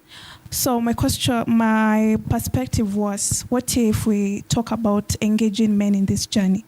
Because you've insisted that this is not a competition. So how are we mentoring men and telling them it is okay for this woman to come and do this? How are we doing this? Through engaging in the care program, that this woman can wake up, today the man can say, let me do this, you can go maybe to school or do that. What if we change the conversation to how are we mentoring men to understand that we need women in these positions? What are we telling men? And also for you panelists, what conversation do you have with the men in your lives? Your husbands, your brothers, your fathers. What conversation did you have that they allowed you to let your wings fly? How was the environment with the men around? Good question.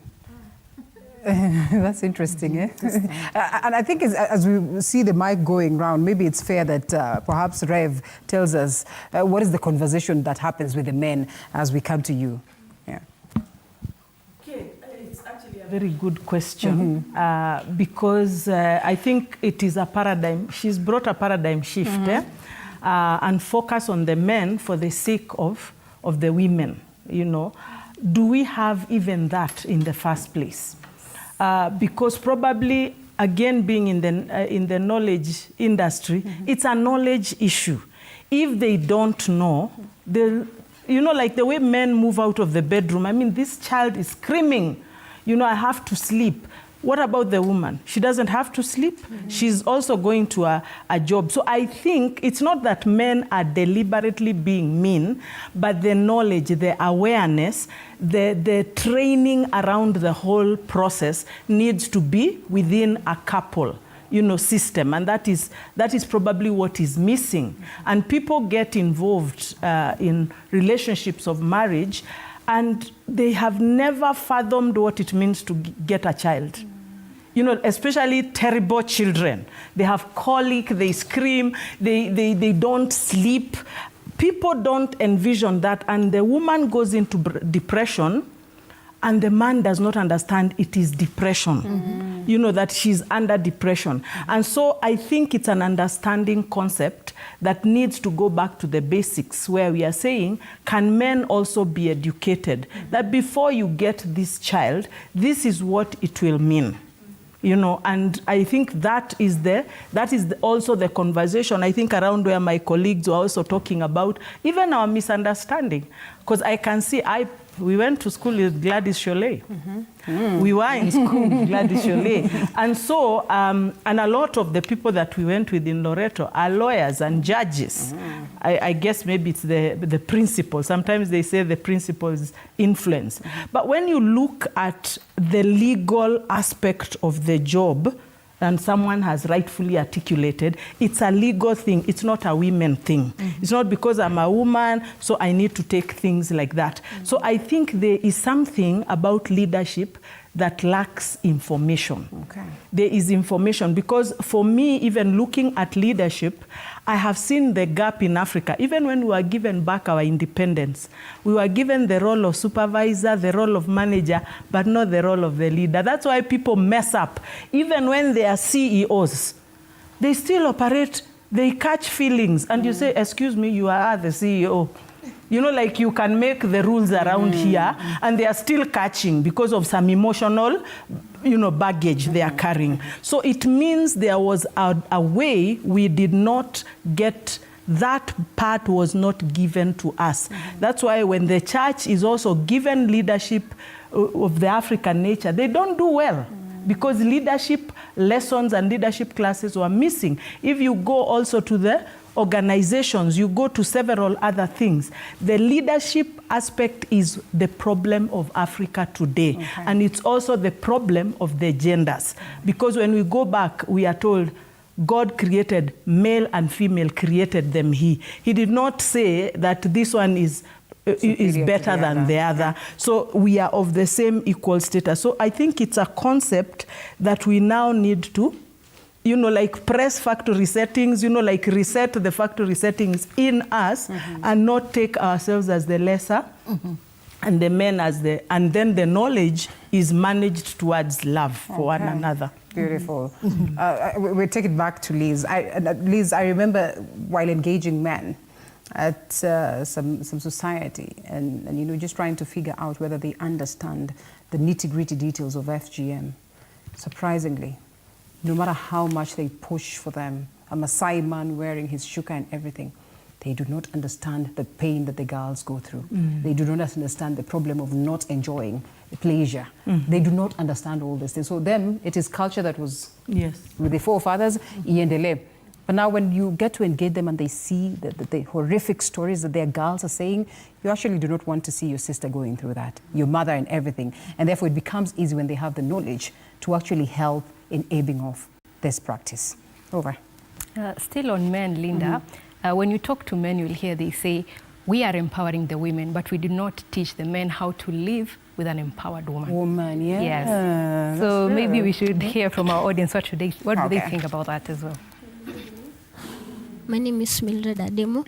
I'm a fresh graduate from the University of Nairobi, a good product of the Wings to Fly under the mentorship of the Equity Bank Foundation. Nice.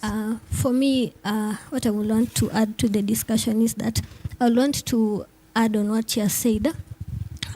Being a fresh graduate, trying to navigate through the corporate world, you know, I once got an interview at this job company. And then when I went, I passed the interview and then I was to go to start the work, but I had to be signed for the contract, job contract. And then I met this young man. He was like, no, you're too small, you can't work here. You don't need ladies to work here. And I was like, you just have to undermine me because I'm a girl and I can't work here, and I've passed the interview, I passed through everything. But I had to walk out of that company disappointed, and I told him that you don't know how much you've lost by just denying me this chance.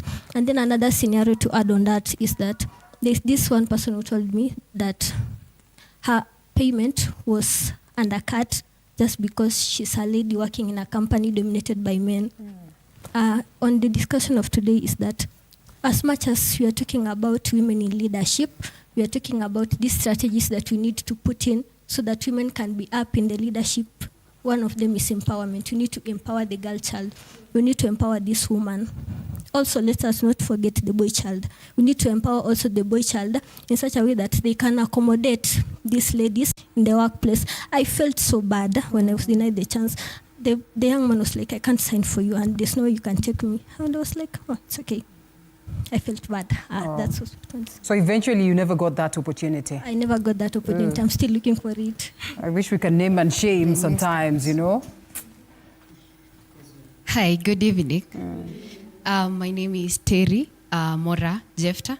I'm from Kibra, the community where a lot of things happen. I'm so proud to be here and share the platform with great women with a great vision.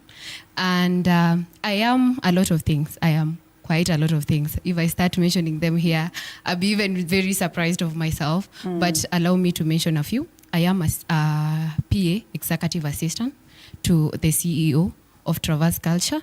Shout out to Traverse Culture. I'm also a mentor. I mentor a lot of girls in Kibra, about 1,000 or more. Nice. And I'm also a Femme Inspire, whereby we sit down with fellow GYWs and get to discuss about women affairs. I also do empowerment and advocate and activism for women and girls from Kibra. So like I mentioned earlier, I'm a lot of things. So allow me to give you a very short brief or a short story of how empowerment has been very vital. We've really made a lot of steps from where we began as a country in the year, let me just mention the 30 Beijing Plus that is 30 years old right now. If we take our minds back then, we started as an empowerment. We wanted to empower the girl so that she can get to the same level where the man was. And we realized that the empowerment was not making any improvement. We changed from empowerment, we went to equality. Equality is give me 50, give the man 50. Equal to what the empowerment did, it didn't like do a lot of things in terms of bringing the girl to where we wanted them to be. We changed it. We said, let's do equity. So equity as well didn't give us the fruits that we were looking for. Now we are here as a country, as a nation, as the world, trying to discuss about inclusivity. We are saying, let's have the women and male on the same table and the same advocacy table where policies are made, and still we have the gaps. Are we sitting down and reflecting on what we are not doing the right way? Because at the end of the day, at the end of the year, we need to give a report. And the report, based on what we are fighting for this year, our main goal being accelerating action. What are we doing right? And for me, from the grassroots, what we are doing as an organization is passing the baton. Those women who are in leadership, who have been there. A good example is her. She passed baton to someone and she held the hand. Can't we hold each and everyone in this room? Because we have the potential. If you take 2 girls and make sure that you follow up on those 2 girls within this space, don't you see that at the end of the day, we'll have a lot of 30 faces, new faces in these opportunities and spaces, and change the old face? Because at the end of the day, if I win, my community win, because naturally women are caregivers.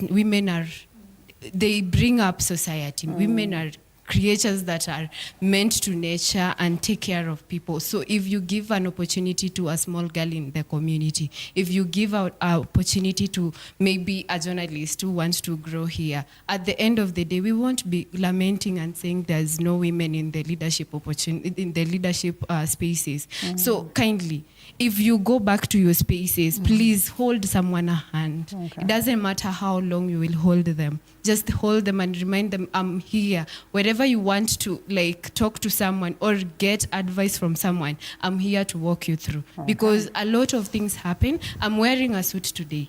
I normally don't love dressing up. It's my problem. But I'm wearing a suit today, all because someone could not respect me, because I am very small in body and I was to represent my CEO somewhere. So they had to mention some weird names about me, and I was like, no.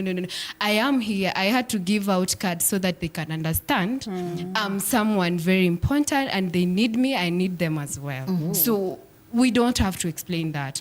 Even dressing up, telling someone you need to dress like this when you go this way, that only can help, The small things that we discard small, they are very impactful in our lives. So please, call to action, hold someone a hand. Let's do this. The women, we can run the world, and we are grounding today. Okay, thank you. Good evening, everybody. Good evening.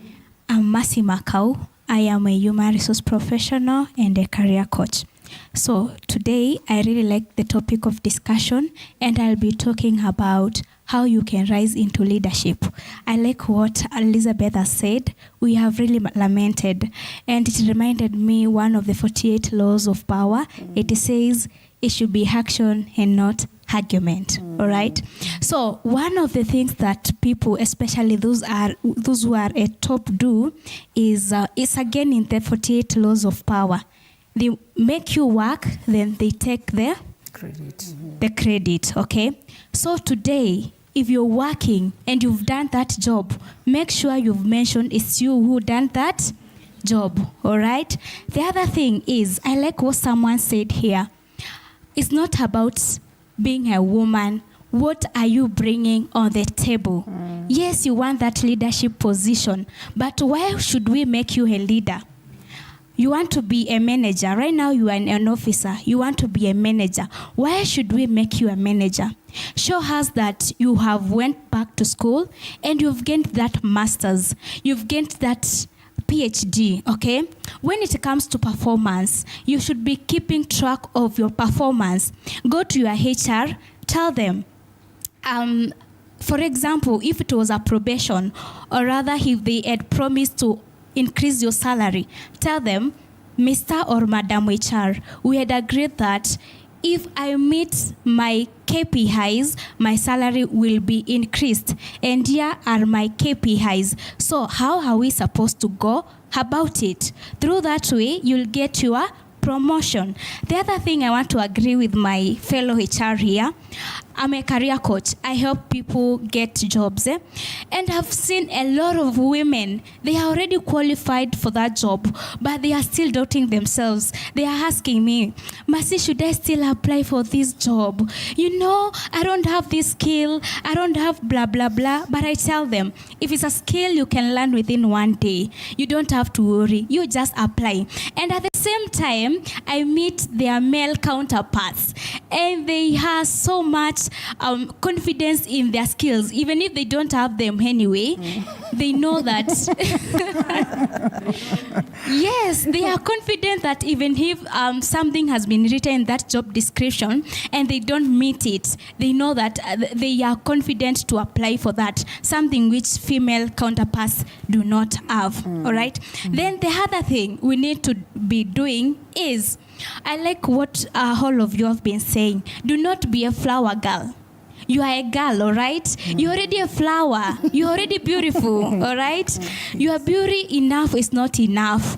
Make sure you are bringing up points. At the end of the day, it's the noisy person who gets the opportunity, not someone who is really qualified. So if you don't make noise, someone who is, I'm sorry to say, damper in quotes, they get that opportunity while you're still there seated and you're saying, na mimi niko qualified kumliko, nini, nijua na mekelele, umesema we ni muungwana. Something else we need to drop is the culture. The good girl culture, right? What does it say? You should be quiet. Unafaa kuwa unanyamaza, unaongea nini mbele ya wanaume? And that's why men are talking na wewe unanyamaza. They have been promoted. Something else, self-promotion. If you don't promote yourself, who will come and promote you? They say, God is for us all, and everybody is for their own self. So it's up to you to campaign for your own self. Yes. Kila mtu anaamka anafikiria stories zake. Someone has got family, someone is studying. Where will they get time to think about you? It is not possible. Okay? It is not possible. And for us who are managing people, as my fellow HR and also leaders, we also need to come up with policies which help women. For instance, there is something in HR called DAY, or rather diversity, equity, and inclusivity. Okay? Now, what I want to focus more on today is on equity, and it brings me to something I call the positive and the negative feminism. We need to embrace positive feminism. What is equity? Equity is very different from equality. Equality, just as the name suggests, is drawn from the word equal. Equal meaning things of equal size, all right? But equity is what is more important. I like what my fellow colleagues have said earlier on. There is men and there is a woman.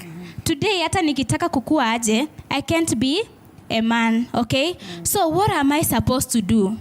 It's up to me now to upgrade myself, and as I said earlier, instead of competing with them. Beautiful. All right? Yes. And also, as society, we need to drop the negative feminism, whereby we see women as objects of sex. Okay? All right. So you don't have to use your body to get that promotion. Okay? Right. Yes. Thank you so much. All right. Thank you so much. HR lessons free. Yeah, you want to respond? Okay. Okay. I want to appreciate the speakers. First, allow me to appreciate the young girl, and I want to advise you, don't give up. Never give up, whatever. Let me give you an example, but in line with sports, because that is my passion. Just the way you've explained to yourself, the way this person looked at you and felt you are a young girl, no. When I got into the motorsport, I was a young girl like you. And I met men. You know, motorsport is for men. I got men with their cars, the machines. And these are the same machines I'm driving. They are cars. I don't have my own rally car, but I'm driving their cars. Why?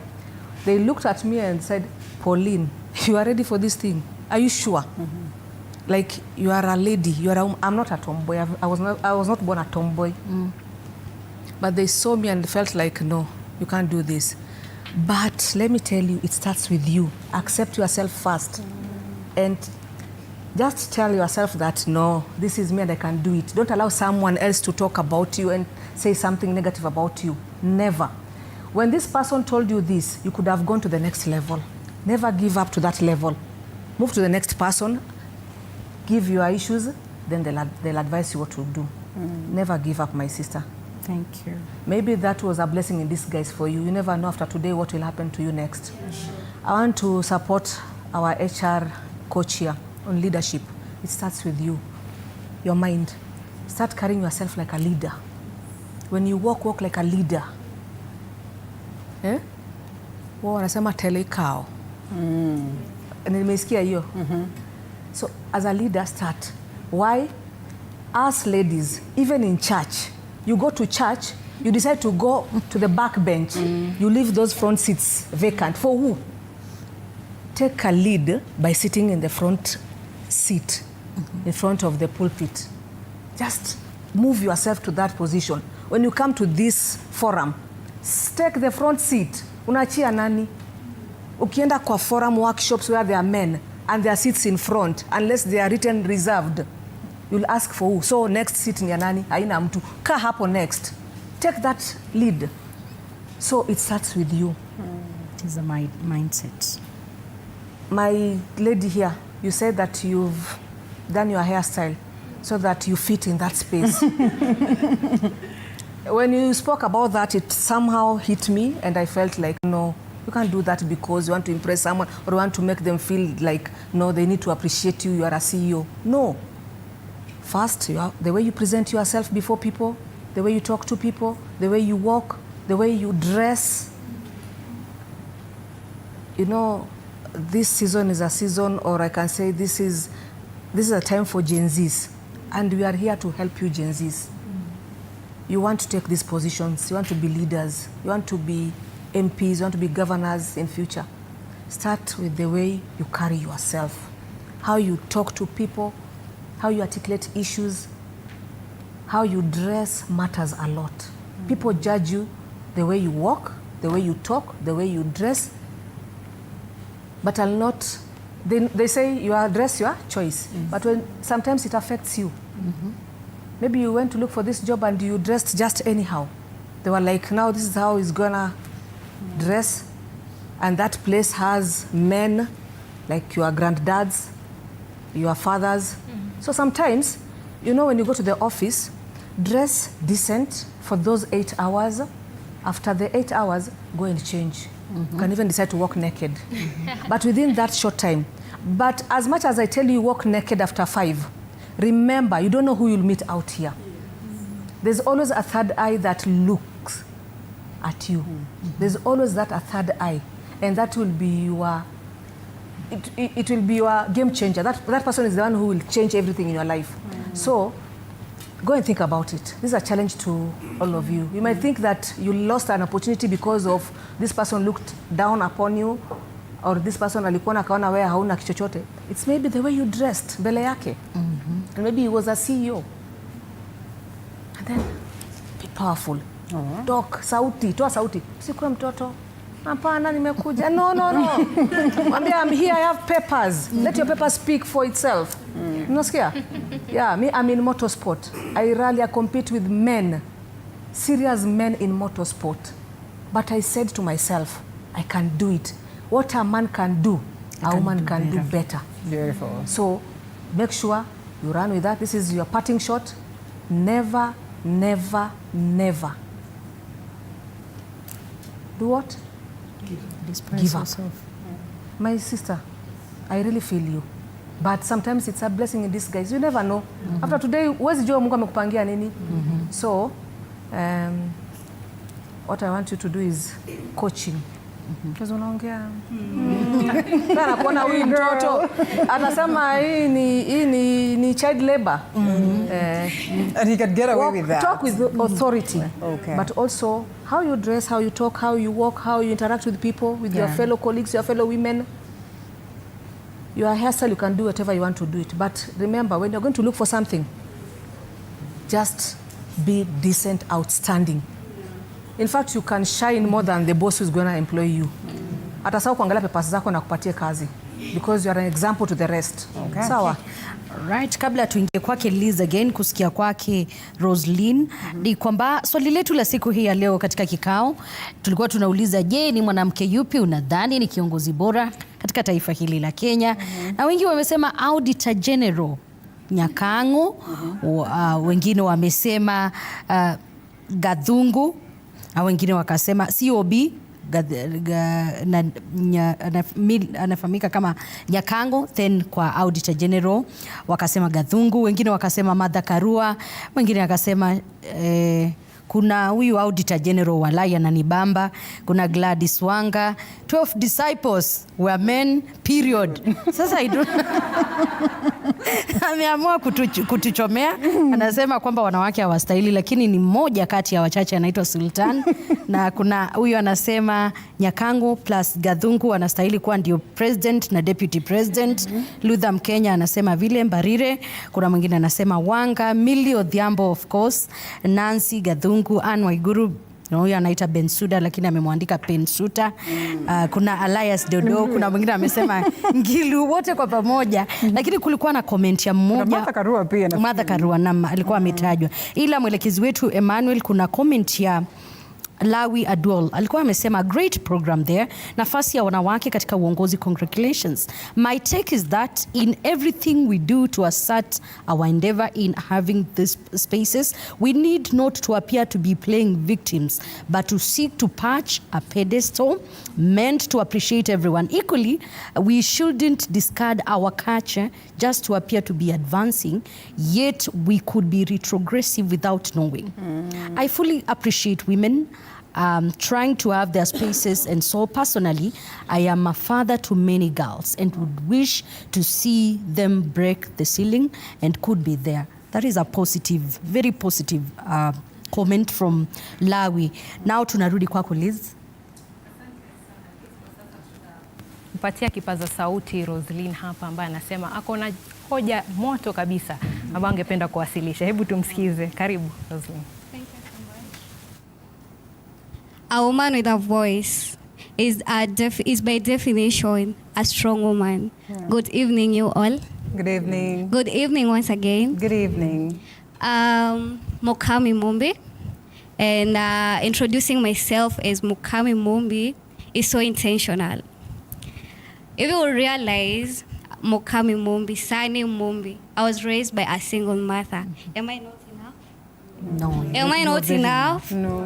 Hasn't she done a good job? Perfect. Hasn't she? Yeah. Okay. I'm so honored to be in this podium to associate with great women as we are aspiring to be, aren't we? Sorry, I forgot to introduce myself on what I'm doing. I'm a lawyer in the making, meaning I'm a law student at MKU Parklands. Yes. Hi. So most of my arguments, I'll base them legally. Are we together? To start with, on the gender role. It is enshrined in the Constitution of Kenya 2010. And it has been so controversial that there has been cases in the courts where our women, or rather organizations led by women, have pushed the cases to courts, trying to implement the two-third gender role. And you'll find the Attorney General, that is the AG of our country, Kenya. They say, or rather they base their arguments on, like, it cannot be implemented hapo, it's gradual, okay?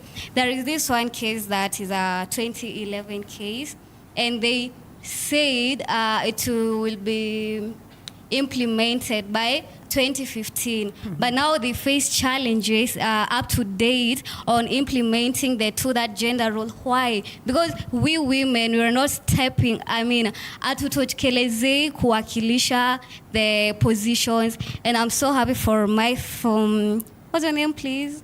Our future women rep? Linda. Linda. I'm so happy for you that through you, or we'll get more, like, I really hope you will inspire more women. Whatever you will do will inspire more women to go and seek that role. Because right now, we're seeing our Chief Justice. Actually, she's the first woman to be a Chief Justice of Kenya. Martha Koome, like, she's really advocating for, like, women in leadership, because it's so challenging, like, what do I say? Lack of a better term. Like, sisi wanawake, we're seeing like we are not enough. We are not enough. Why? By the quotes I quoted earlier, all of you here, like, we are great voices, aren't we? Tukishikana wote, won't we form a great Kenya and a great world? We will, right? Number 2, we discussed about cultures. Cultures, what are cultures? I believe cultures are beliefs, aren't they? They are. So I think in one way or the other, we can break those beliefs. Like, there is this belief that women cannot own land, as in the context of an inheritance in family. It's in law. So don't be surprised. Okay, fine. In succession, you'll find, like, many cases, you'll find men arguing that women in their cultures are not allowed to own land. Who said, are we not responsible? Can't we manage lands? What is special about managing lands that we can do? Is there anything special? No, please answer. No. Is there anything special? So it's just like having your title, a legit title for that matter, isn't it? A woman being your own woman. Some people are born jealous, let me say that. They were born jealous or something. Not like they are women are their own enemies. Wengine ni kujiekelea. We can break those norms, because tell me why I'll hate on someone I don't know. She used her, let me use her example. Like, a woman hated you, she doesn't know you. Like, who does that? It's not good, okay? So, due to lack of time, thank you. Thank you so much. Beautiful. Sasa tutachukua mapumziko mafupi tu. Wengine katika jukwaa langu hapo wananiarifu kwamba wako na maswali kwa jukwaa ambalo liko hapa mbele. Kwa hivyo tutarejea muda usiokuwa mrefu.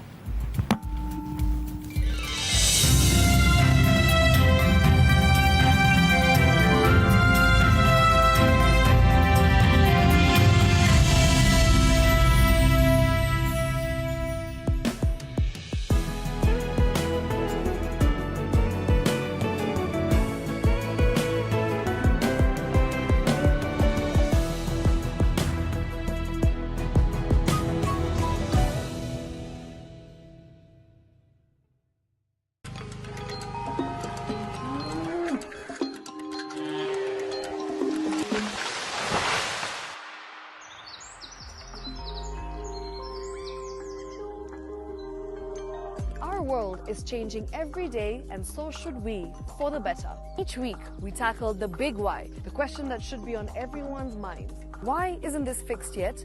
Deforestation, global warming, and the adverse effects of climate change. The future isn't just something that we inherit, it's something that we create. Join us on The Green Fix as we tell the stories of those who refuse to give up.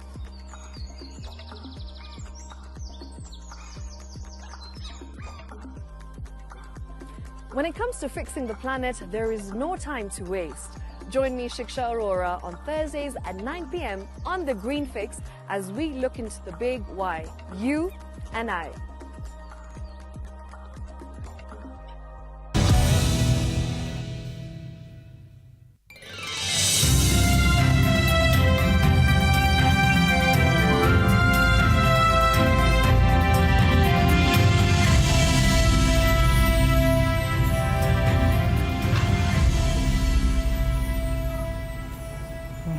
Kama nilivyoarifu kabla tuende mapumziko mafupi ni kwamba katika jukwaa langu niko na wenye ambao wako na maswali kwa jukwaa ambalo liko hapo mbele. Kwa hivyo tutaanza naye binti huyu anayefahamika kama Mutai. Atuambie ni swali gani hilo ambalo anasema anataka kuuliza. Karibu. Tumruhusu Pauline kusema jambo manake she wants to rush somewhere and we appreciate that she's been with us all the way. Surprisingly sisi wote tumekaa, it's been quite a long session. So briefly Pauline, alafu tukuje kwako. Kabla uondoke ningependa kusikia kutoka kwako. What is that which needs to be done to ensure that we have more women on table? Because today as it is, I can literally say that it's like 20% of the 100 of us, or rather 100%. What is that one thing or two things which need to be done to ensure that we have more women on table? Thank you so much. One thing you need to do is whenever there's an opportunity, grab it. Go for it. If you know you are qualified, you have all it takes, go for it. Don't wait for it to be given to you. Kama kuna nafasi ya wewe kukaa kwenye hiyo meza ya mahali wakuu na keti, na unajua uko na yale yote ambayo anastahili, why not give it a shot? That is my advice. Grab any opportunity that comes your way and you feel you have what it takes. Don't wait for it to be given to you. And use stairs, don't use lift. Kama unanielewa hivyo. Nasikia? Tumia stairs, not lift. But if you know you have everything and there's an opportunity and you feel you are qualified, you can do it, just give it a shot. Wanasema it's better to try than never to do it. Na usije ukalalamika kwamba light ningelijua. Just put it there, wacha waamue. Another one it comes hivyo. Nafasi huja mara nyingi. So opportunities ikija, if this one you miss this one, there's another one. Just like that. But also learn to open your aerials. Don't stick in one place for long. Open your aerials. There are so many opportunities out here for women. Go for those opportunities. Open your aerials. Don't stagnate in one place. You can work in that place for some time for you to get the skills, experience, and everything. But always be open for other opportunities. Yes. Thank you. Thank you so much, Pauline Shegu. We appreciate your contribution this evening. I think we release you in good faith. Thank you so much. Magari lazima ulale mapema sasa, unajua? Na nawaalika nyote mje. Thank you so much. Pale nayo inakuanga hatari kidogo. WRC ni hatari tena, lakini watu watakuja. Mje. Asante. Ninawaalika. Otherwise, thank you so much for giving me this chance to come and talk about women and leadership, and also to give our experience and to motivate the young ones, our Gen Zs. We love you so much. And we pray that you succeed in the next level, in the next future, in the next life. We pray for your success. But all in all, mkumbuke Mungu. Wacha Mungu akuongoze. Atawale maisha yako. Asante. Asante. We have about 20-25 minutes to close it, so we come to you, please. Thank you very much. My name is Mutai. I am a resident at Bomet County, but of course, I've also lived in Nairobi. So I do have a question, but before that, I just want to say that there's been a question that has been raised here on the floor, and it has been an elephant in the room. Well, it is a question about you being a woman. What do you bring to the table? First of all, I just want to tell you that you're bringing nothing to the table because you are the ground that table is standing on. So tell them that if the ground cracks, then the table falls and it breaks. Beautiful. Thank you. So I would love to direct my question to our doctor-to-be by her doctorate. In the recent elections that were done in the USA, in the context that you've said that Africa is a patriarchal society in that way, we had Hillary Clinton, and recently we did have Kamala Harris, and both contestants did not really win. They're not right now the presidents of the United States, but now I'm really concerned as to why they didn't win. Is it a question of gender or is it a question of agenda? Because yes, in Europe, like Italy, we've had Giorgia Meloni as the prime minister. We've also had the Ireland prime minister, who is a female, but I can't remember her name. But they have been extreme fascist or conservatives. So my question is, can a woman be moderate and still win the elections? Does she have to be extreme? Does she have to be someone who really is opposed to migration in that way? Take, for example, the prime minister of... the opposition to the Prime Minister of Britain, that is Kemi Badenoch, who is actually the Conservative, or rather the Tory party leader right now. She's so opposed to migration in a way that it even got her be elected as the party leader. And she's probably going to take over from Keir Starmer very soon. Well, is it a question of gender? Did it that they didn't win? Or is it a question of agenda? Were they not too extreme enough for the people to vote in for them? And before I also hand over the mic, there was also the thing on the 2/3 gender rule. Well, I believe that women are prolific in nature. We have the ability to give birth, and we also have the ability to raise these kids. So women are actually bestowed with the responsibility of nurturing a child's constitution, such that when this child grows up, they know what is right and what is logic. And sometimes we have to do what is logic and not what is... and sometimes we have to do what is right and not what is logic. Here's the thing. Women have... I think we have voting rights and we should exercise it. So, take for example, in Kenya, we have 21 million people. I want to assume that among those 21 million people, 7 million people were women. And how is it that these women couldn't vote for the women who are on the ballot? And I must say that it's not really a question of how the dexterity or the kind of service that these people are going to deliver. You know, it's not about, is this person qualified for? It's not about, the Kenyan politics not about credibility. It is about how famous you are and whether you've got money and all that. So what if we women gang up and say, we're only going to vote for women? And in a position where the women aren't really going up for it, why don't we have a lot of women so that we can spread a lot of votes? And by spreading these votes, we wouldn't really know whether a woman is going to land on this position. That is how we're going. But if you're a woman also who is aspiring to be a leader, then you have to know that you have to play their game. These men are playing games, so play their game. Don't play nice. If you play nice, of course, like they've said, you're never going to get the corner office. So what you first need is challenge yourself. Are your public optics good? Are the voter metrics good? Do you have also financial muscle, which is something very important to consider while running for office, financial muscle. Otherwise, thank you very much, and I would love it if you answered my question. This one can make us listen to her a million, you know, as if we all have... She speaks so well, yeah? Yeah? Yes, please. So it goes there, or you want to say something? Okay. Yes. So good evening, everyone. Yeah, so my name is Caroline Mboya, from Kenyatta University, a student leader. Yeah. The Congressperson, School of Pure and Applied Sciences, and also the Deputy Speaker of Kenyatta University. I'm standing here also to say I'm the first ever Congressperson in that School of Pure and Applied Sciences. Good. Thank you so much. So my take today is about leadership and mentorship. We are talking about leadership. I will go straight to what I went through. It's not easy, tusijidanganye. it's not easy. First and foremost, when I was preparing for my campaigns, you prepare with a lot of things.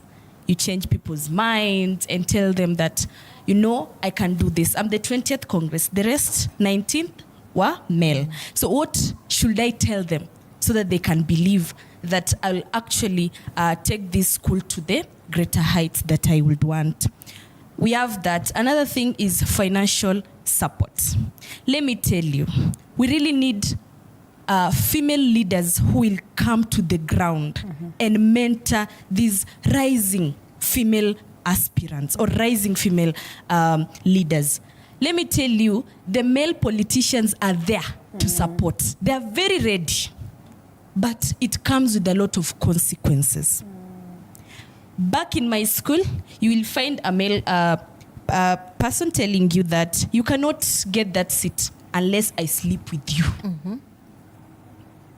We get through a lot. You go to a politician, you ask for money, but we'll tell you what, I won't give you until you sleep with me. You're there stranded. There is no any female leader you can run to. I usually say that I admire Millie Odhiambo so much, but getting to her, you see? Yeah, but we have male politicians who are very ready.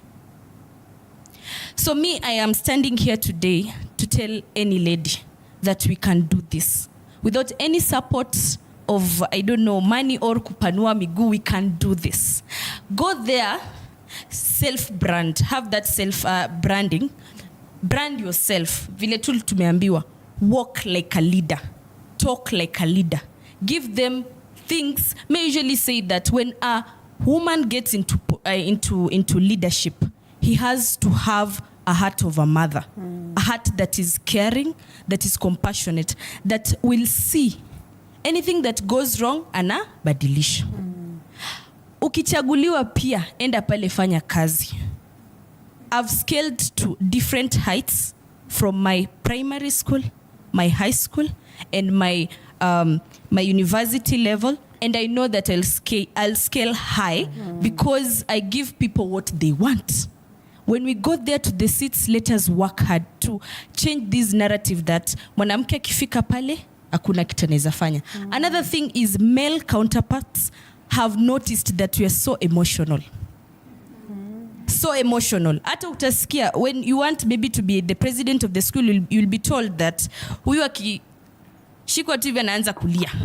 Ama they will come to you, bring you down, or nataka to date nitakusaidia, because they know that we are emotionally down. Vulnerable, yeah. So kindly rise up. Kuna vitu zingine hazifai kukuweka na the focus that you have to have. Don't get distracted until you reach there. Yes, thank you. Thank you so much. I think we come back to you, Madam HR, first of all, to respond to that. But also, I'll highlight something about the workplace culture, because you realize that there are a lot of concerns that are coming out of this. Sometimes you want to ask yourself, when they tell you to be a bad girl, what do they exactly mean? Do they exactly mean that, put the best photo on WhatsApp and text this boss and tell them I want a job? Or what exactly do they mean? I think that I don't know how to, it's very hard when we're discussing job opportunities, because on one hand we're saying there are no job opportunities and we have a lot of unemployed youth. On the other hand, we are actively in my field telling people who want to enter the job market, or if you're in the job market, that you cannot and should not stay in toxic work environments. Mental health comes first, so those kind of things. So, but the fact remains is, if work cultures are created normally in an ideal situation, bottom up, right? So the bottom up approach is used when you're creating a workplace culture. However, in more traditional leadership styles, which you see in Africa, in Greater Africa, it's the top to bottom. So you get told, like, hey, this is how things are done. Women serve the tea. The boss's door is always closed. Nobody gets to ask questions after the meeting. Cultures like that are normally from bottom up. But what I'd say is that and this is something that we all get to learn from Gen Zs. We were talking about it during tea break. I was even here a couple of months ago when we were talking about Gen Zs in the workplace, and they're teaching us things that we probably already knew, probably needed a reality check on, and some things that we didn't even know that we needed to make life easier. And one of them is they're taking the high road on a lot of issues.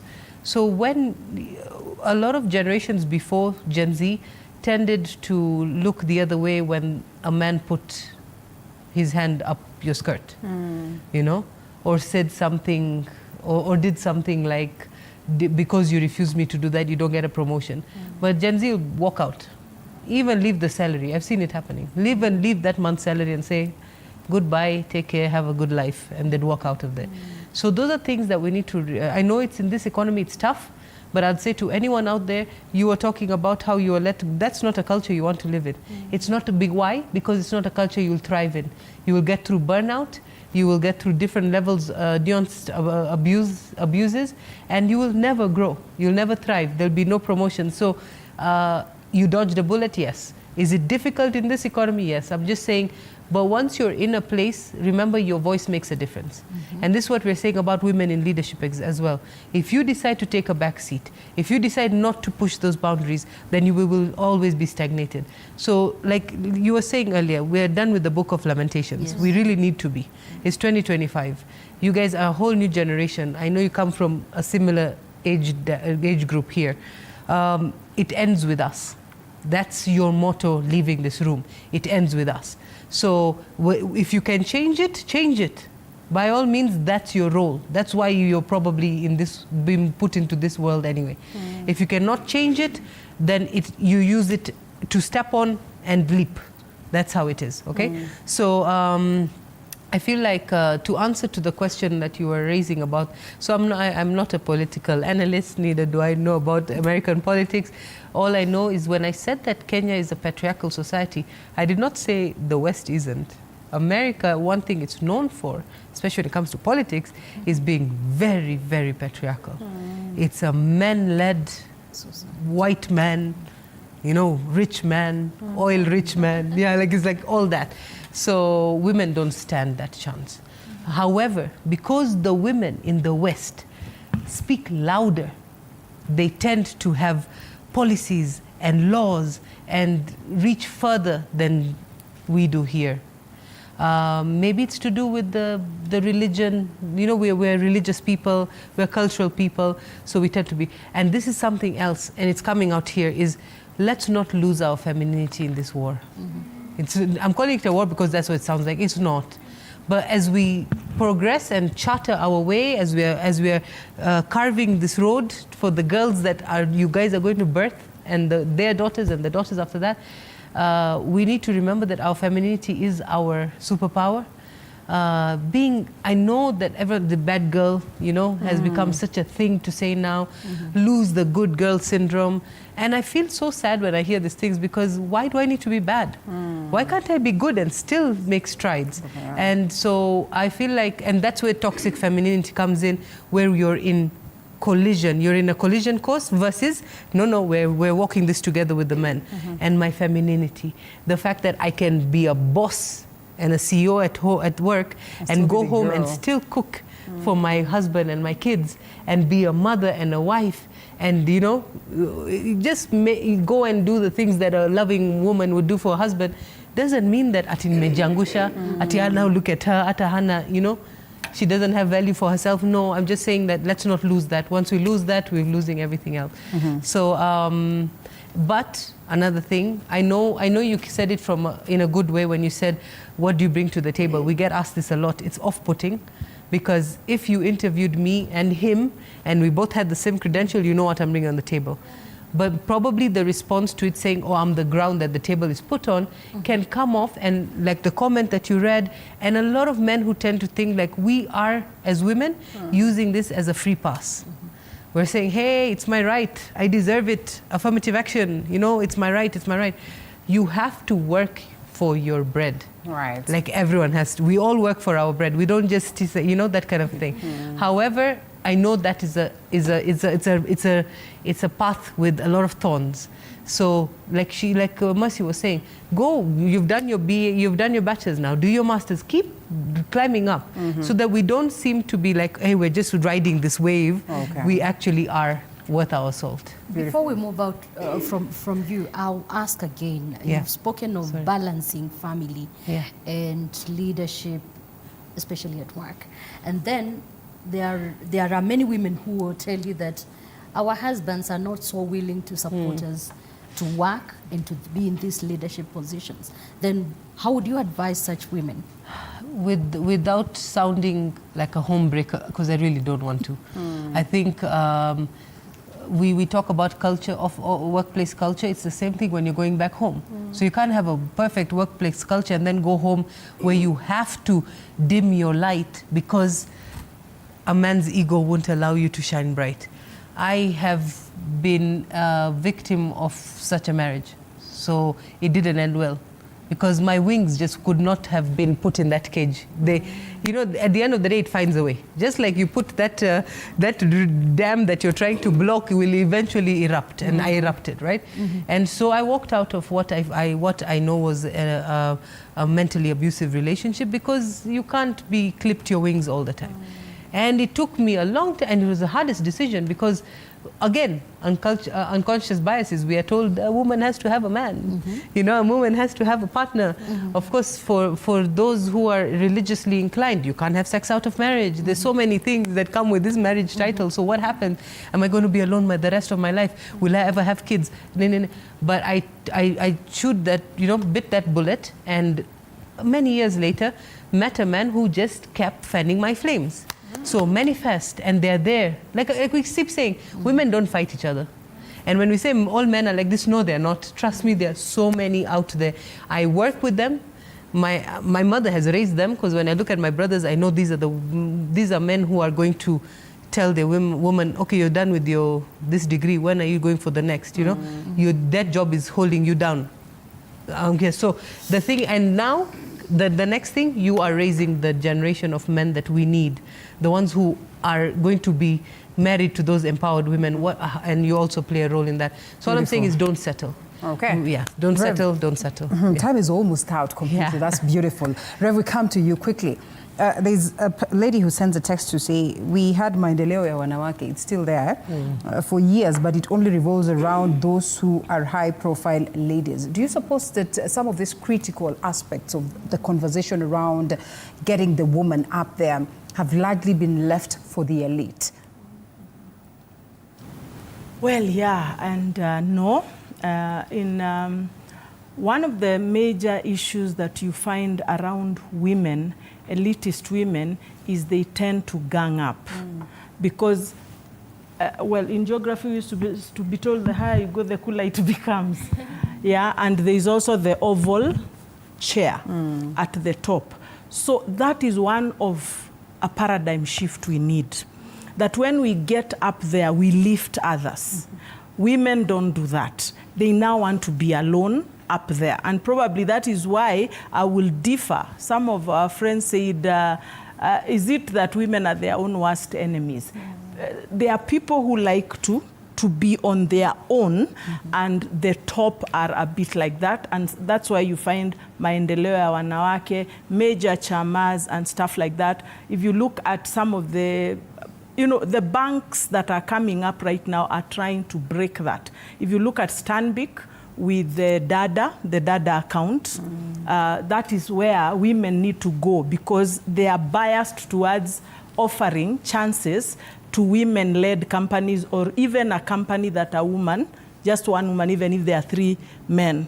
Those Dada accounts, KCB have done a very good job in terms of breaking that kind of clique to bring women into business clubs.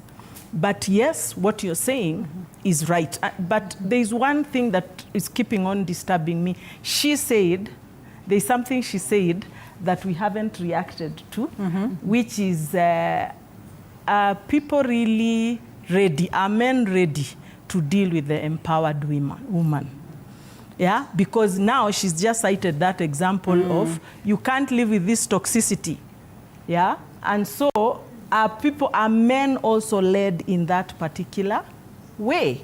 You know, that they can live with an empowered woman. When they are not, when the woman, you look at most, and you said, data does not lie. It is true, data is, it always says the truth.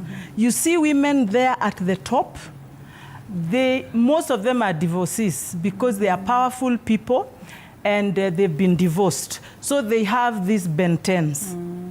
You see these other issues of young boys and stuff like that. And, you know, because biology is biology.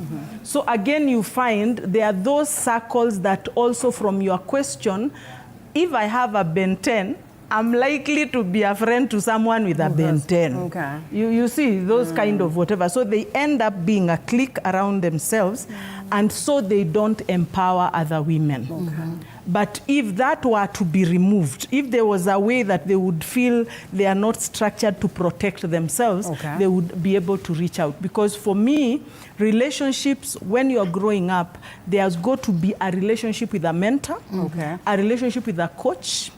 Someone has to coach you. You also have to coach someone else. Someone has to mentor you. You also must be somebody's mentee. You see, when we now deal with those kind of issues, we have networks, and this network somehow will get us out of the rat race. Beautiful. Extremely out of time. 30 seconds for you, Doc, to give us your parting shots. Okay, my parting shot is that inclusion is good for everyone. When you have both men and women bringing different skills, different psychology into the table, we are able to achieve much.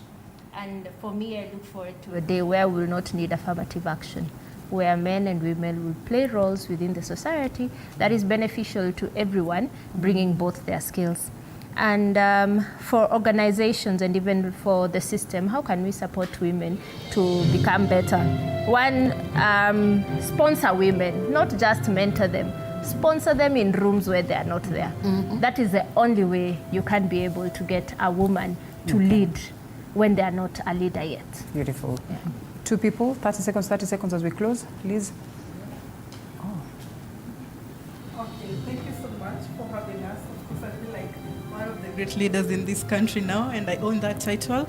This was a really brilliant session, and I believe my take home as a lady is we need to bring value to the table. In as much as we are busy venting and ranting about our past experiences, that value that we bring will help our fellow men, our brothers, and our fellow bosses be able to accommodate us. So as women, let us bring value to the table. And also, you cannot make a first impression twice. So let us work on how we look, how we present ourselves, and we will be there. Thank you so much. Beautiful. Unfortunately, we are told that we can't take another one because of time. But ladies, we appreciate your contribution this evening.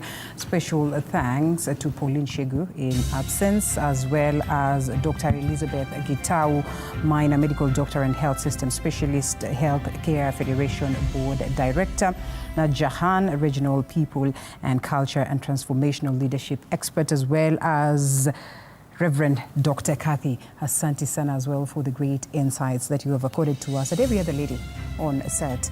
It was great having you. My name is Linda Alela. Do have yourself a lovely night.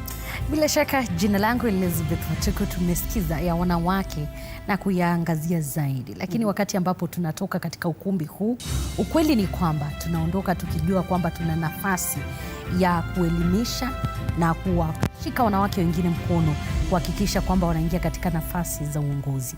Jina langu ni Elizabeth Mutuku. Kiongozi wa sasa sio kesho. Bila shaka, Liz, thank you so much for everyone who made time for this very informative session that we just had. Being here for 4 hours and just discussing on how best we can bridge the gap when it comes to gender equality. And my key take home is we really need to invest in young women. We have seen great potential from our audience, so we need to ensure that the young women also get a table or a seat at the center of global discussions. Thank you so much for joining us. My name is Elizabeth Atieno. Asante. Good night.